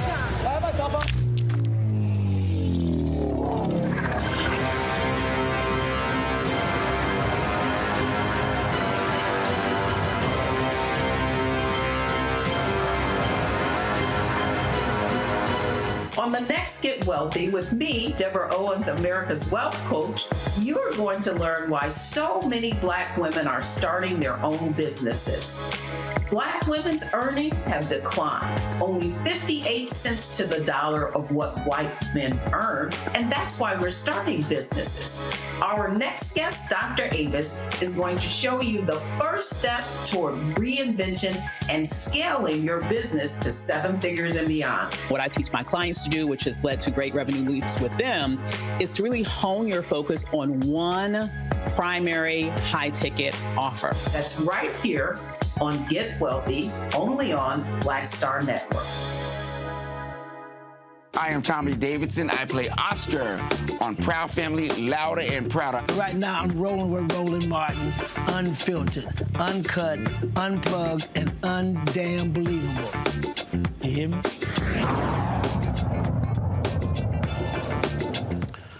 Well, Louisiana lawmakers now have until the end of January to draw and pass new congressional boundaries to replace a current map that a federal judge said violates the Voting Rights Act by diluting the power of the state's black voters. Now, the Fifth Circuit Court of Appeals is allowing this. Now, let me explain something to y'all what they did. They passed this damn map, y'all, in 2022.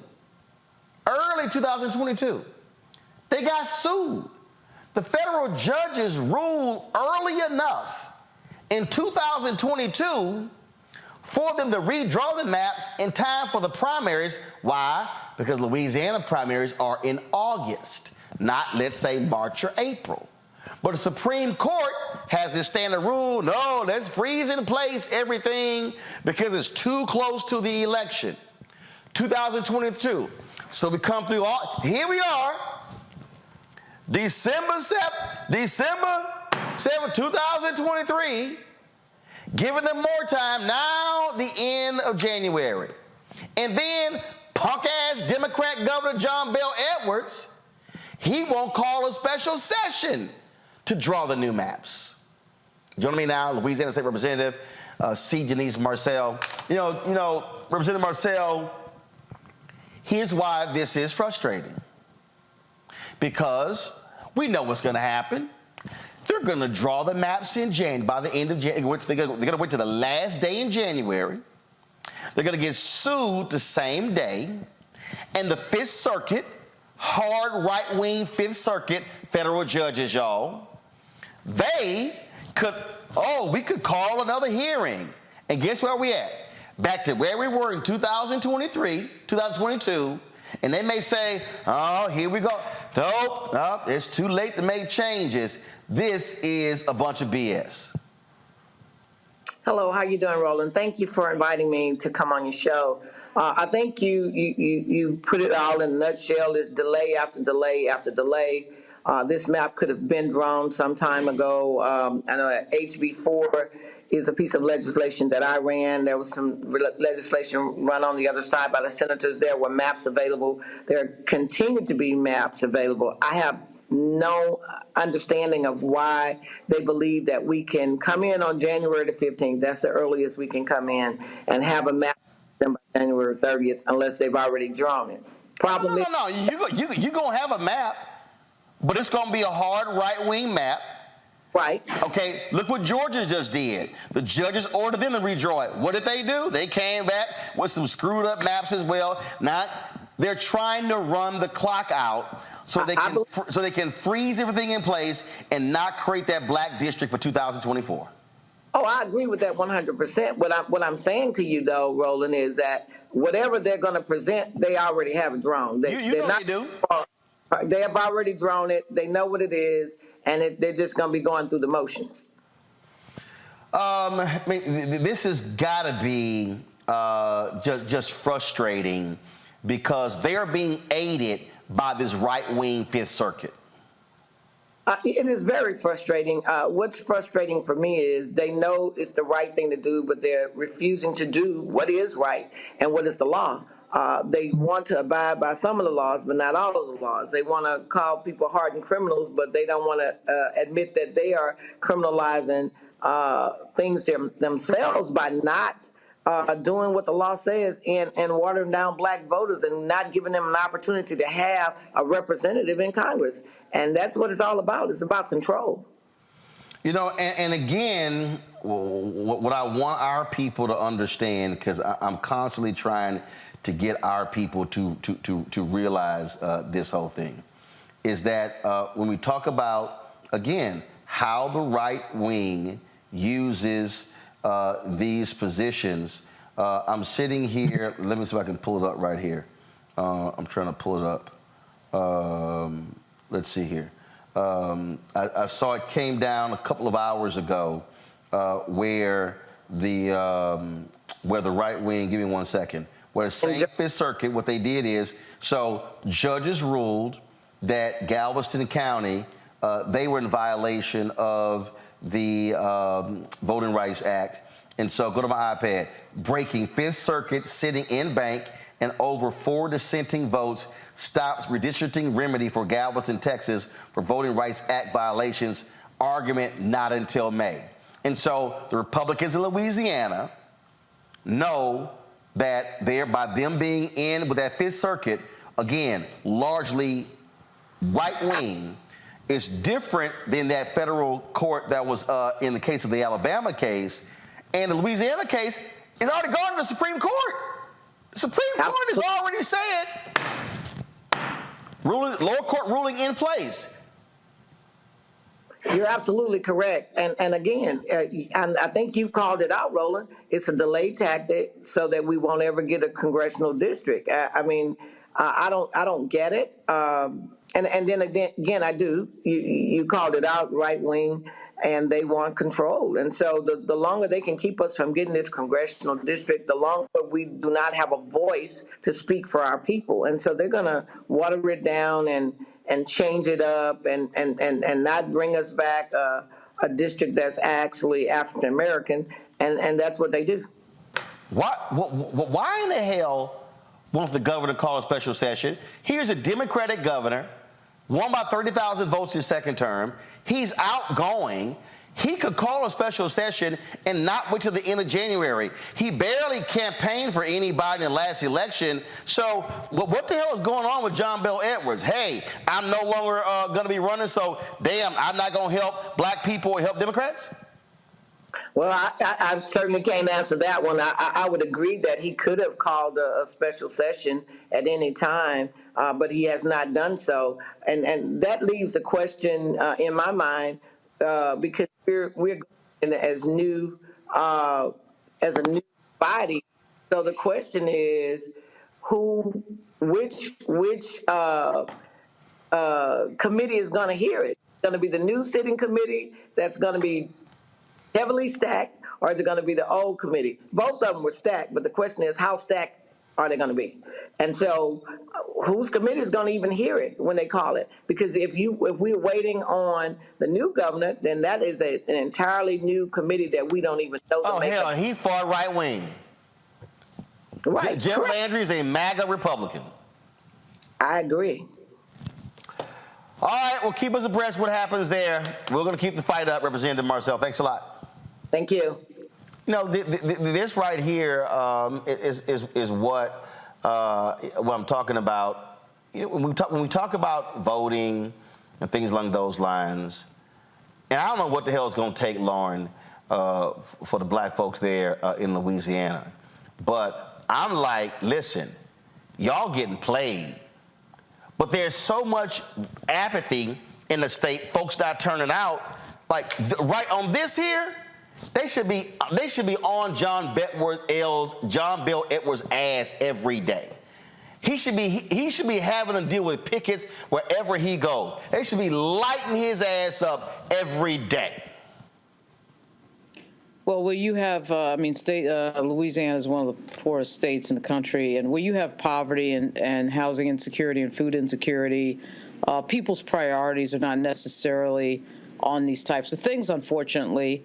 And I think that's a big challenge in Louisiana. And also there's a lack of leadership in Louisiana for whatever reason, which is strange. Given that high black population, you would think that the National Democratic Party would figure out a way to involve itself more in Louisiana, knowing that they could leverage so many black votes, potentially and likely, obviously, because most black folks support the Democratic Party. So that lack of leadership combined with, I think, a lot of economic insecurity is why we see that Louisiana is where it is, or where the Democratic Party is in Louisiana.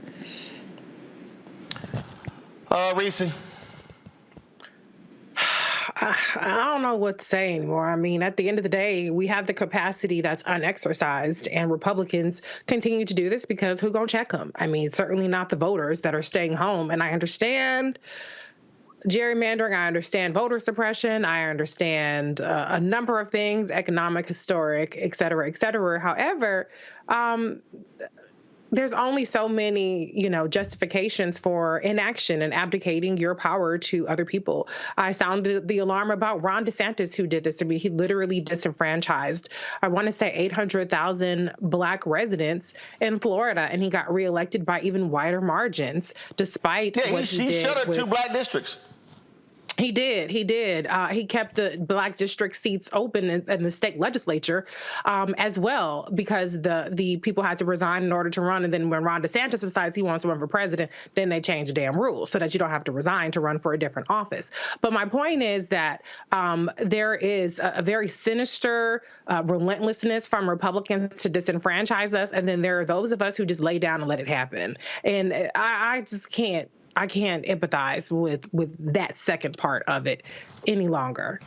Greg, here's the deal. I mean, we're talking about a black congressional district. We're talking about power. We're talking about money. And listen, we saw in Ohio, the courts ruled. Look, the Republicans said, "Man, we don't give a damn what the courts say. Yeah, we know these maps are illegal. We're gonna move forward anyway." They are gangster when it comes to this stuff.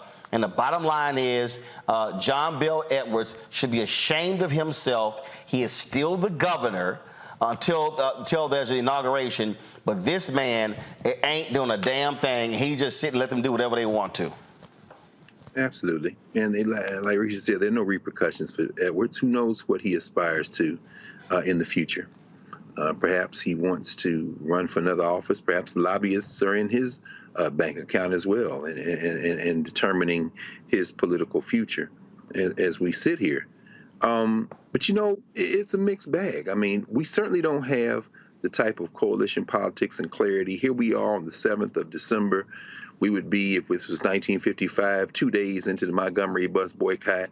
We don't have the common sense of the civil rights days, the Black Power era, but we continue to fight. The courts, that Fifth Circuit is a whole mess.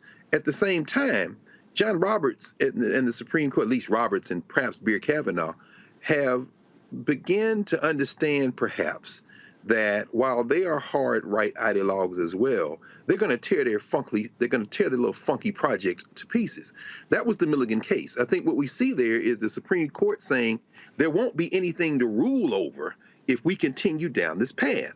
The tripwire, of course, was the abortion case where they they snatched their prize ring. And I know this just happened since we've been on the air, maybe just a little bit before. The Democratic, there's a Democrat Texas state judge, that determined that this woman could actually terminate her pregnancy. I think she's 20 weeks in the state of Texas. In other words, the courts have certainly been captured. However, rule of law is only as good as people's willingness to respect it. They are, and now I guess there's some rumbling in the last couple of hours where they're talking about maybe they're going to try to put Matt Gaetz out of the federal legislature. I mean, what are you doing? As you said the other day with George Santos, this would reduce you to even a closer of a razor-thin majority in the House. Well, you've got a hard right ideologue, an onward Christian soldier from Louisiana, in charge as the Speaker of the House, who's out there saying he's taking his cues from the Old Testament.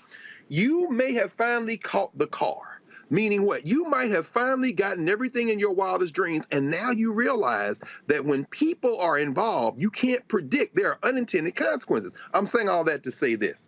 We saw what happened with the brother in Georgia saying, okay, if y'all not going to draw it, I'll come back and appoint somebody to draw it.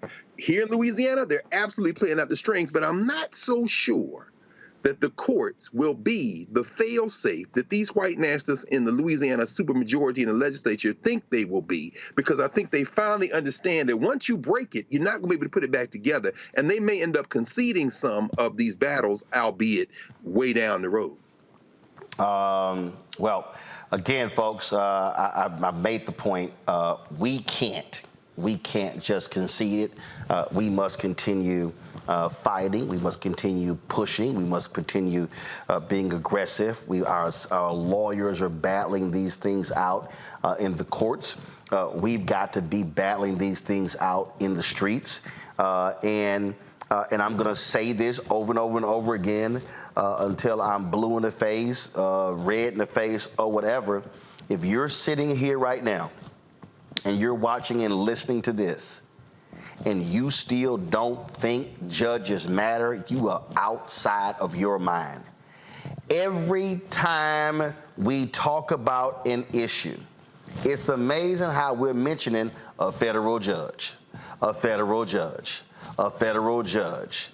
Hell, we've talked about city laws, state laws that have been passed that have gone to federal judges. And if I hear one more Negro sit here and say, man, you keep talking about these 150 judges Biden appointed and 50 of them black, they ain't done nothing for us. You got to be one of the most dumbest ass people I've ever seen in my life. Because see, you know what? Let me try to just put it this way. Maybe you fools who sit here who talk all this trash about Biden, Harris, and these federal judges, about the vice president breaking the record of the racist John Calhoun for breaking the most ties. I know some of you simple Simons might say, this stuff really don't mean anything. Well, tell that to the black families who they file federal lawsuits when the loved ones are shot and killed by the cops. Tell that to the black people who are fighting environmental justice, who file federal lawsuits to get their communities cleaned up, and then you have consent decrees. Tell that to the black people, not just voting cases, the black people who file education lawsuits. Hell, in fact, tell that to the black athletes today who filed a lawsuit against the NCAA when it came to getting paid. Come on. See, all y'all sit here and some of y'all act like these judges don't mean anything until black folks rule. Louisiana, it was a white woman appointed by President Barack Obama who was the first female judge in eastern Louisiana who ruled and told Louisiana, get them young kids out of Angola prison, and you got a week. That was a federal judge appointed by Obama. But this Fifth Circuit, all y'all got to do, and I did it, there are 25 judges there, 22 appointed by Republicans. The Fifth Circuit. And if y'all want, and see again though, see some of y'all act like, folk don't know how to read. I know Greg got that book somewhere over there.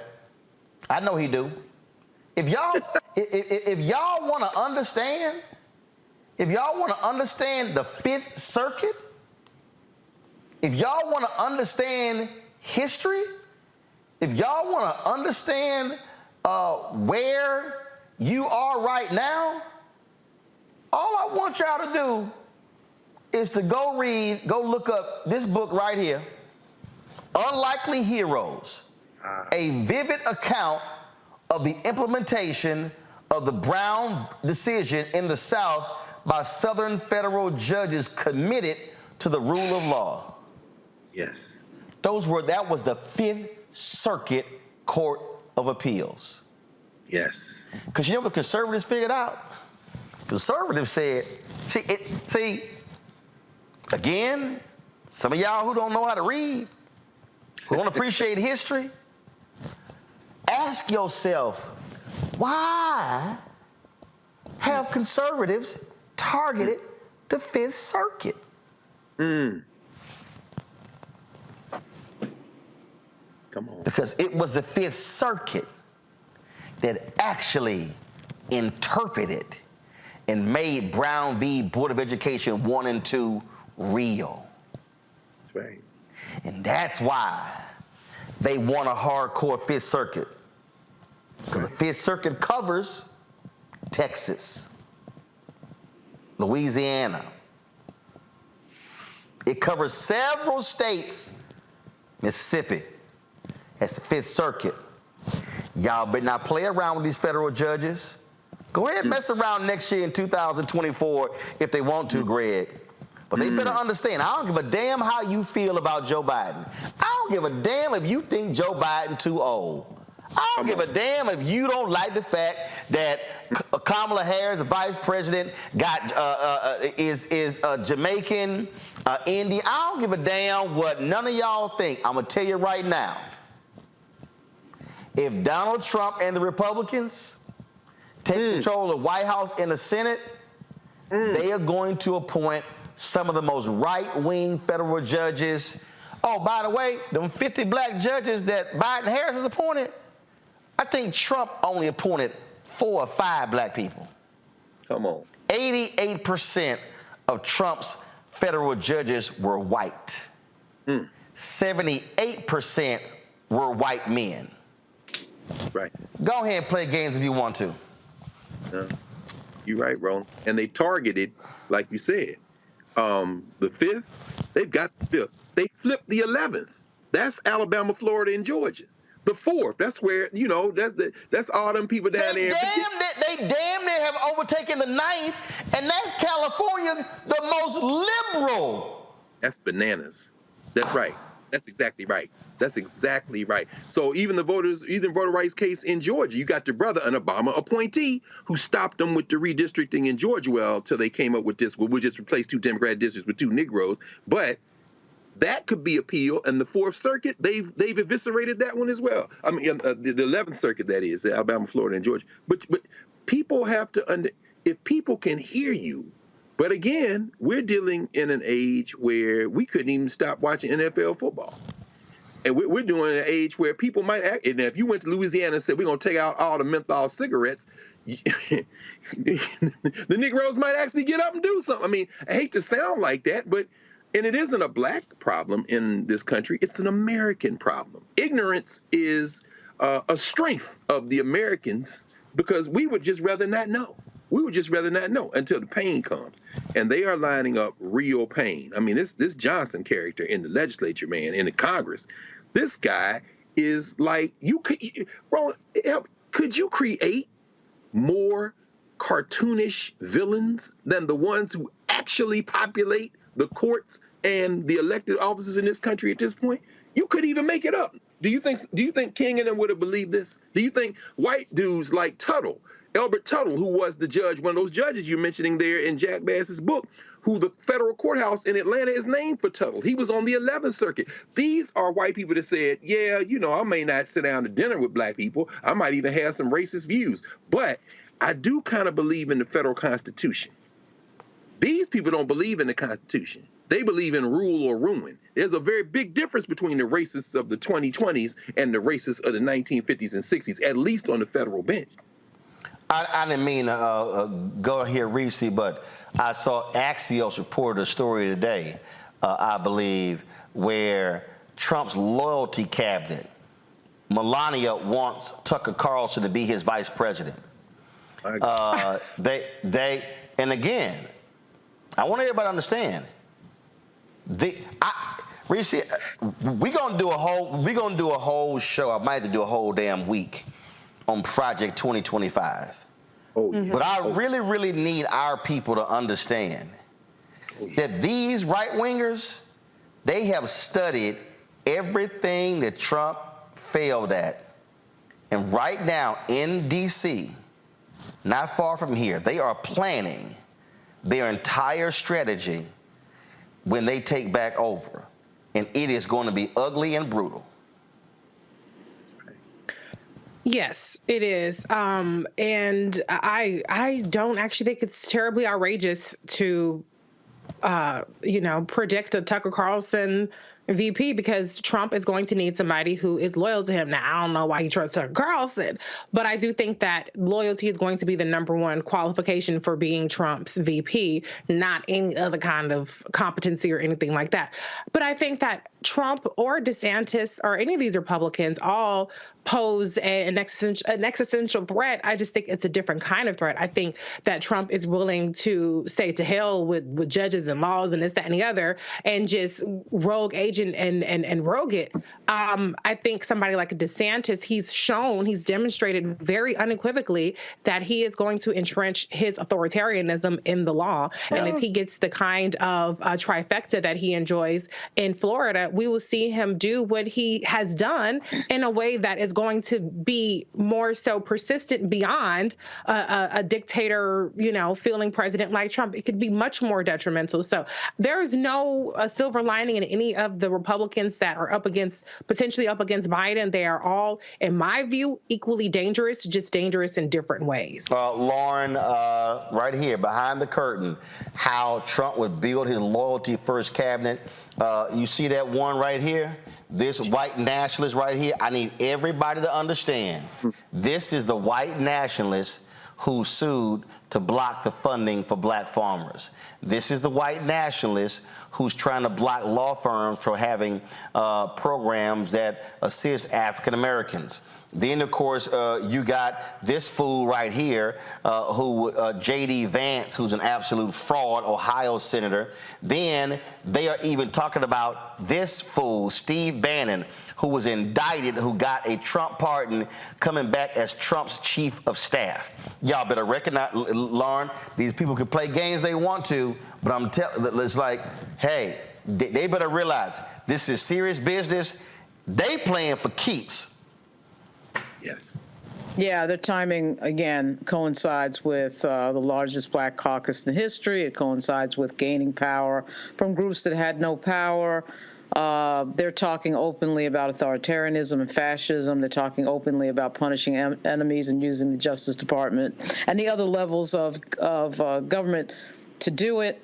Today, the fact that they censured Jamal Bowman is, to me, after they did, this is coming after they did the same to Rashida Tlaib. These are the types of things where these people are not, they're not really sort of pretending anymore. The thing is out in the open, what they plan to do. Yep. They're not serious, and they're going to continue to do that. This is a sort of slow build that they had right before Charlottesville in 2017 and the slow build that they had before the Capitol was attacked. There's always like a slow little buildup and a set of signs that happens before the big thing, and this is what we're seeing right now. Indeed. All right, Lauren, Greg, Reese, I appreciate y'all being on today's show. Folks, going to a quick break. We come back. Color Purple. World premiere was last night. I was there. I'm going to share some of that with you. You're watching Roland Martin Unfiltered on the Black Star Network. When you talk about blackness and what happens in black culture, we're about covering these things that matter to us, speaking to our issues and concerns. This is a genuine people-powered movement. There's a lot of stuff that we're not getting. You get it, and you spread the word. We wish to plead our own cause. Too long have others spoken for us. We cannot tell our own story if we can't pay for it. This is about covering us. Invest in black-owned media. Your dollars matter. We don't have to keep asking them to cover our stuff. So please support us in what we do, folks. We want to hit 2,000 people, $50 this month, raise $100,000. We're behind 100,000, so we want to hit that. Y'all money makes this possible. Checks and money orders go to P.O. Box 57196, Washington, D.C. 20037-0196. The Cash App is $RM Unfiltered. PayPal is R Martin Unfiltered. Venmo is RM Unfiltered. Zelle is Roland at RolandSMartin.com. Farquhar, executive producer of Proud Family. Bruce Smith, creator and executive producer of The Proud Family, Louder and Prouder. And you're watching Roland Martin Unfiltered. Last night at the Academy Museum, the world premiere of the movie The Color Purple, the reimagining of The Color Purple. Now, remember, the movie came out in 1985, adapted from the novel by Alice Walker. She was there last night with her daughter, Rebecca. And Oprah Winfrey, Steven Spielberg, and others addressed the audience before the screening. It was a star-studded house. We were happy to be there, along with Divine Nine and others as well. And so here is Oprah addressing the folks there and talking about this movie and how it got made.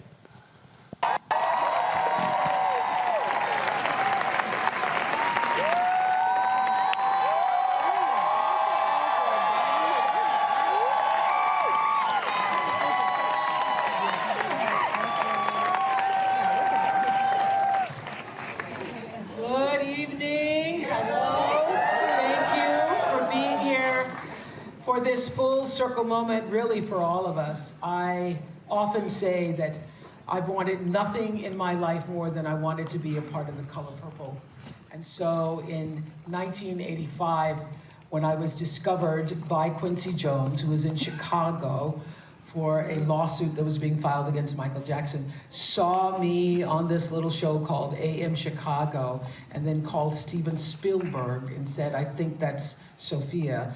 My life changed forever after that for so many reasons. Mainly being able to see people at work doing their art in an atmosphere that felt creative and inspired and putting together something that was going to be so meaningful for the world. I have to say it changed my life forever, literally. Seeing Steven Spielberg coming here to audition and seeing that Steven Spielberg had his own studio called Amblin put the idea in my head that one day I could have a studio called Harpo. So I'm telling you, it just grounded me in incredible ways. And this film tonight that you're about to see could not have happened without the original, and it couldn't have happened without Steven Spielberg's allowing it to happen. I had to call Steven, Scott said, you call him, call Steven and ask for permission. We've been asking for several years, like we would like to think about doing this as a feature film. And Steven was like, not sure, and then you said yes in 2018. What made you say yes? Well, I think what made me say yes was your production of Color Purple, the musical on Broadway, which I thought was extraordinary. And I didn't see the original production. I saw the production you were involved in, which was the revival. And I didn't really know if Color Purple had another movie in it until you and the songwriters and that cast proved that there was another iteration that actually stood on its own with the Color Purple 85 version being its context, but not defining it. Yes. This had its own definition, and this was relevant for our time, for now, for audiences today. And I entrusted Scott and Oprah, and of course then they pulled me along for the ride, so I had to join them. You had to be a part of it. And Quincy Jones, also one of our producers who could not be here tonight, is the founding part of it, because it was Quincy Jones who first went to you to say he wanted you to do it, even when you were reluctant to do it in 1985. Yes, he sent me the book through Kathy Kennedy, my associate, and I loved the book, but I said, you need a black director for this. And that was in 1984 when I said that to Quincy. Quincy insisted that it be you. He says, well, I'm not doing it without you. Yeah, he said that, and he said, did you have to be an alien to direct E.T.? And I said, well, actually, I am an alien. But you know, Quincy was very persuasive, and the book really was. I saw Alice just a few minutes ago. I hadn't seen Alice in many, many years. Alice was on the set every day. And Alice was very quiet on the set, but after every take, I just turned to look at her. And her deeply quiet confidence and those warm eyes told me, because this is my first grown-up movie, told me after every take that you're doing a good job, keep going. So she gave me all the confidence. The assurance. The assurance, yes. Well, there certainly wouldn't have been a musical. I have to tell you that when I heard that there was going to be a musical, Gail King, my bestie, called and said, you should see, they were like rehearsing, and this guy named Scott Sanders, they're doing the Color Purple as a musical. I said, how are you going to do Color Purple as a musical? What's Celie going to be doing? Singing and sweeping in the kitchen? What's she doing? And actually, she is singing and sweeping in the kitchen. So, Scott... She's singing Hell No. She's singing Hell No. And Sophia, too. So tell me this, from 2005, the first on Broadway, and then 2015, winning a Tony, all of that, and then tonight. Were you levitating on the carpet tonight? No question. I'm pitching myself every single second. I mean, the idea that Alice Walker gave the world that beautiful novel and that beautiful story based on her family and her ancestors. And where's Alice? Alice, stand up. Alice Walker. Where are you? There's Alice.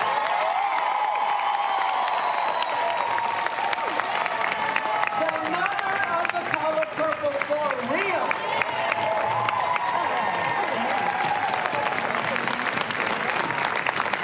Story of characters that persevere, that sing, that dance, that find joy in life, that move forward one foot in front of the other day after day, and at the end find their voices and find who they are themselves and bring this amazing family together that you portrayed the first time, and we had the privilege of bringing it to Broadway twice, and now it's played around the world, South Africa, Africa, Europe, all over the world, and then to be able to be here tonight with our fabulous director's vision of how to do it in a fresh new way is remarkable. Our fabulous director, let's bring him out, Blitz Batswole, from the Collins.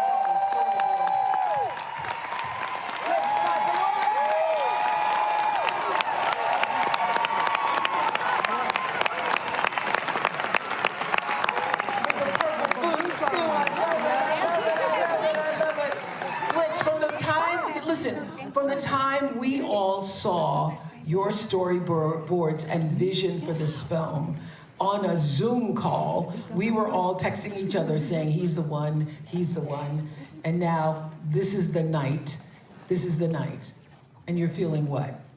Wow. Wow. Look what God has done.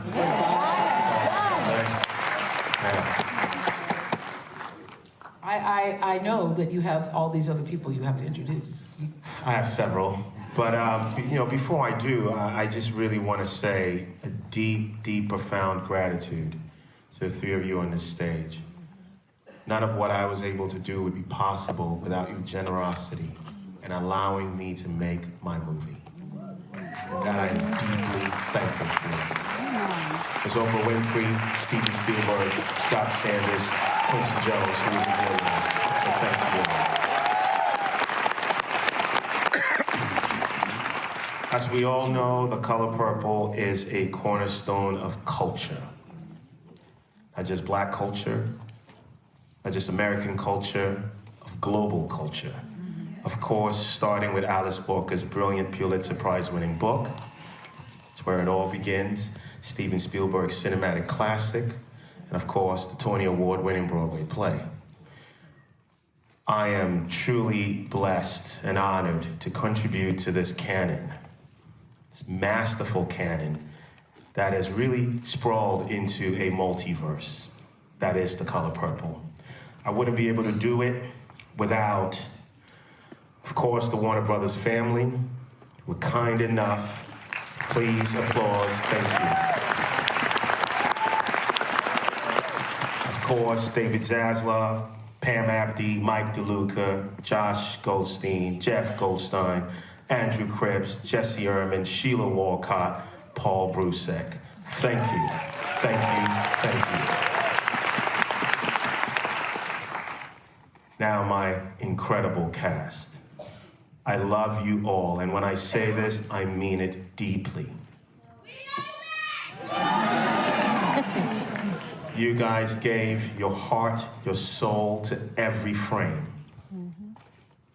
And as a filmmaker, there's nothing I could ever ask for. So thank you all. Of course, Dion Cole, who plays Alfonso. You can make some noise. Angelou Ellis Taylor plays Mama. Sierra, who plays Adult Nettie. David Allen Greer, who plays Bevan Avery. Felicia Carolyn Posse, who plays young Celie. Halle Bailey, who plays young Nettie. Gabriella Wilson, you know her as Her. Squeak. Corey Hawkins, my Harpo. Coleman Domingo, my miss. Come on, y'all. The incomparable Daniel Brooks.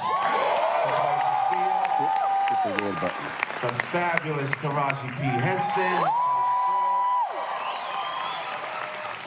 My sister, my dearest sister, who we're calling the Phoenix, who rises out of the ashes, the fire. Come on, y'all. Fantasia.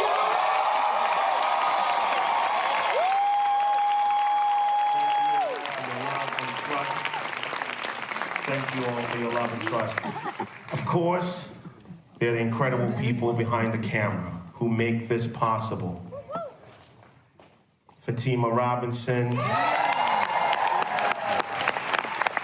you were on my pitch deck from day one. You were the first hired. I love you dearly. Thank you for going on this journey with me. I appreciate you. Dan Lawston. Painting with light. The Danish assassin, thank you for everything you did. You came in and submitted to the color purple like everyone else, and I'm deeply grateful for you. Paul Asterbury, my production designer. Chris Bowers, my composer. John Pohl, my editor. Francine Jameson Tanchuk, my costumer. The brilliant Marcus Godley, who wrote our script, thank you. Bernie, Telsey, Tiffany, Destiny, our casting crew from Telsey Casting, thank you. Carol Rashid, the brilliant. Lawrence Davis, the brilliant. My hair and makeup team. And I want to also give a shout out. There are too many to name, but everybody who lifted a finger to help us. Transportation, catering. I mean, you know, the Teamsters, everyone, every single person, our grip department, the best boys. The best boys. The best boys. Everybody who showed up and gave their heart and soul to this picture. We are truly grateful. Without further ado, The color purple. ladies and gentlemen, enjoy. Enjoy.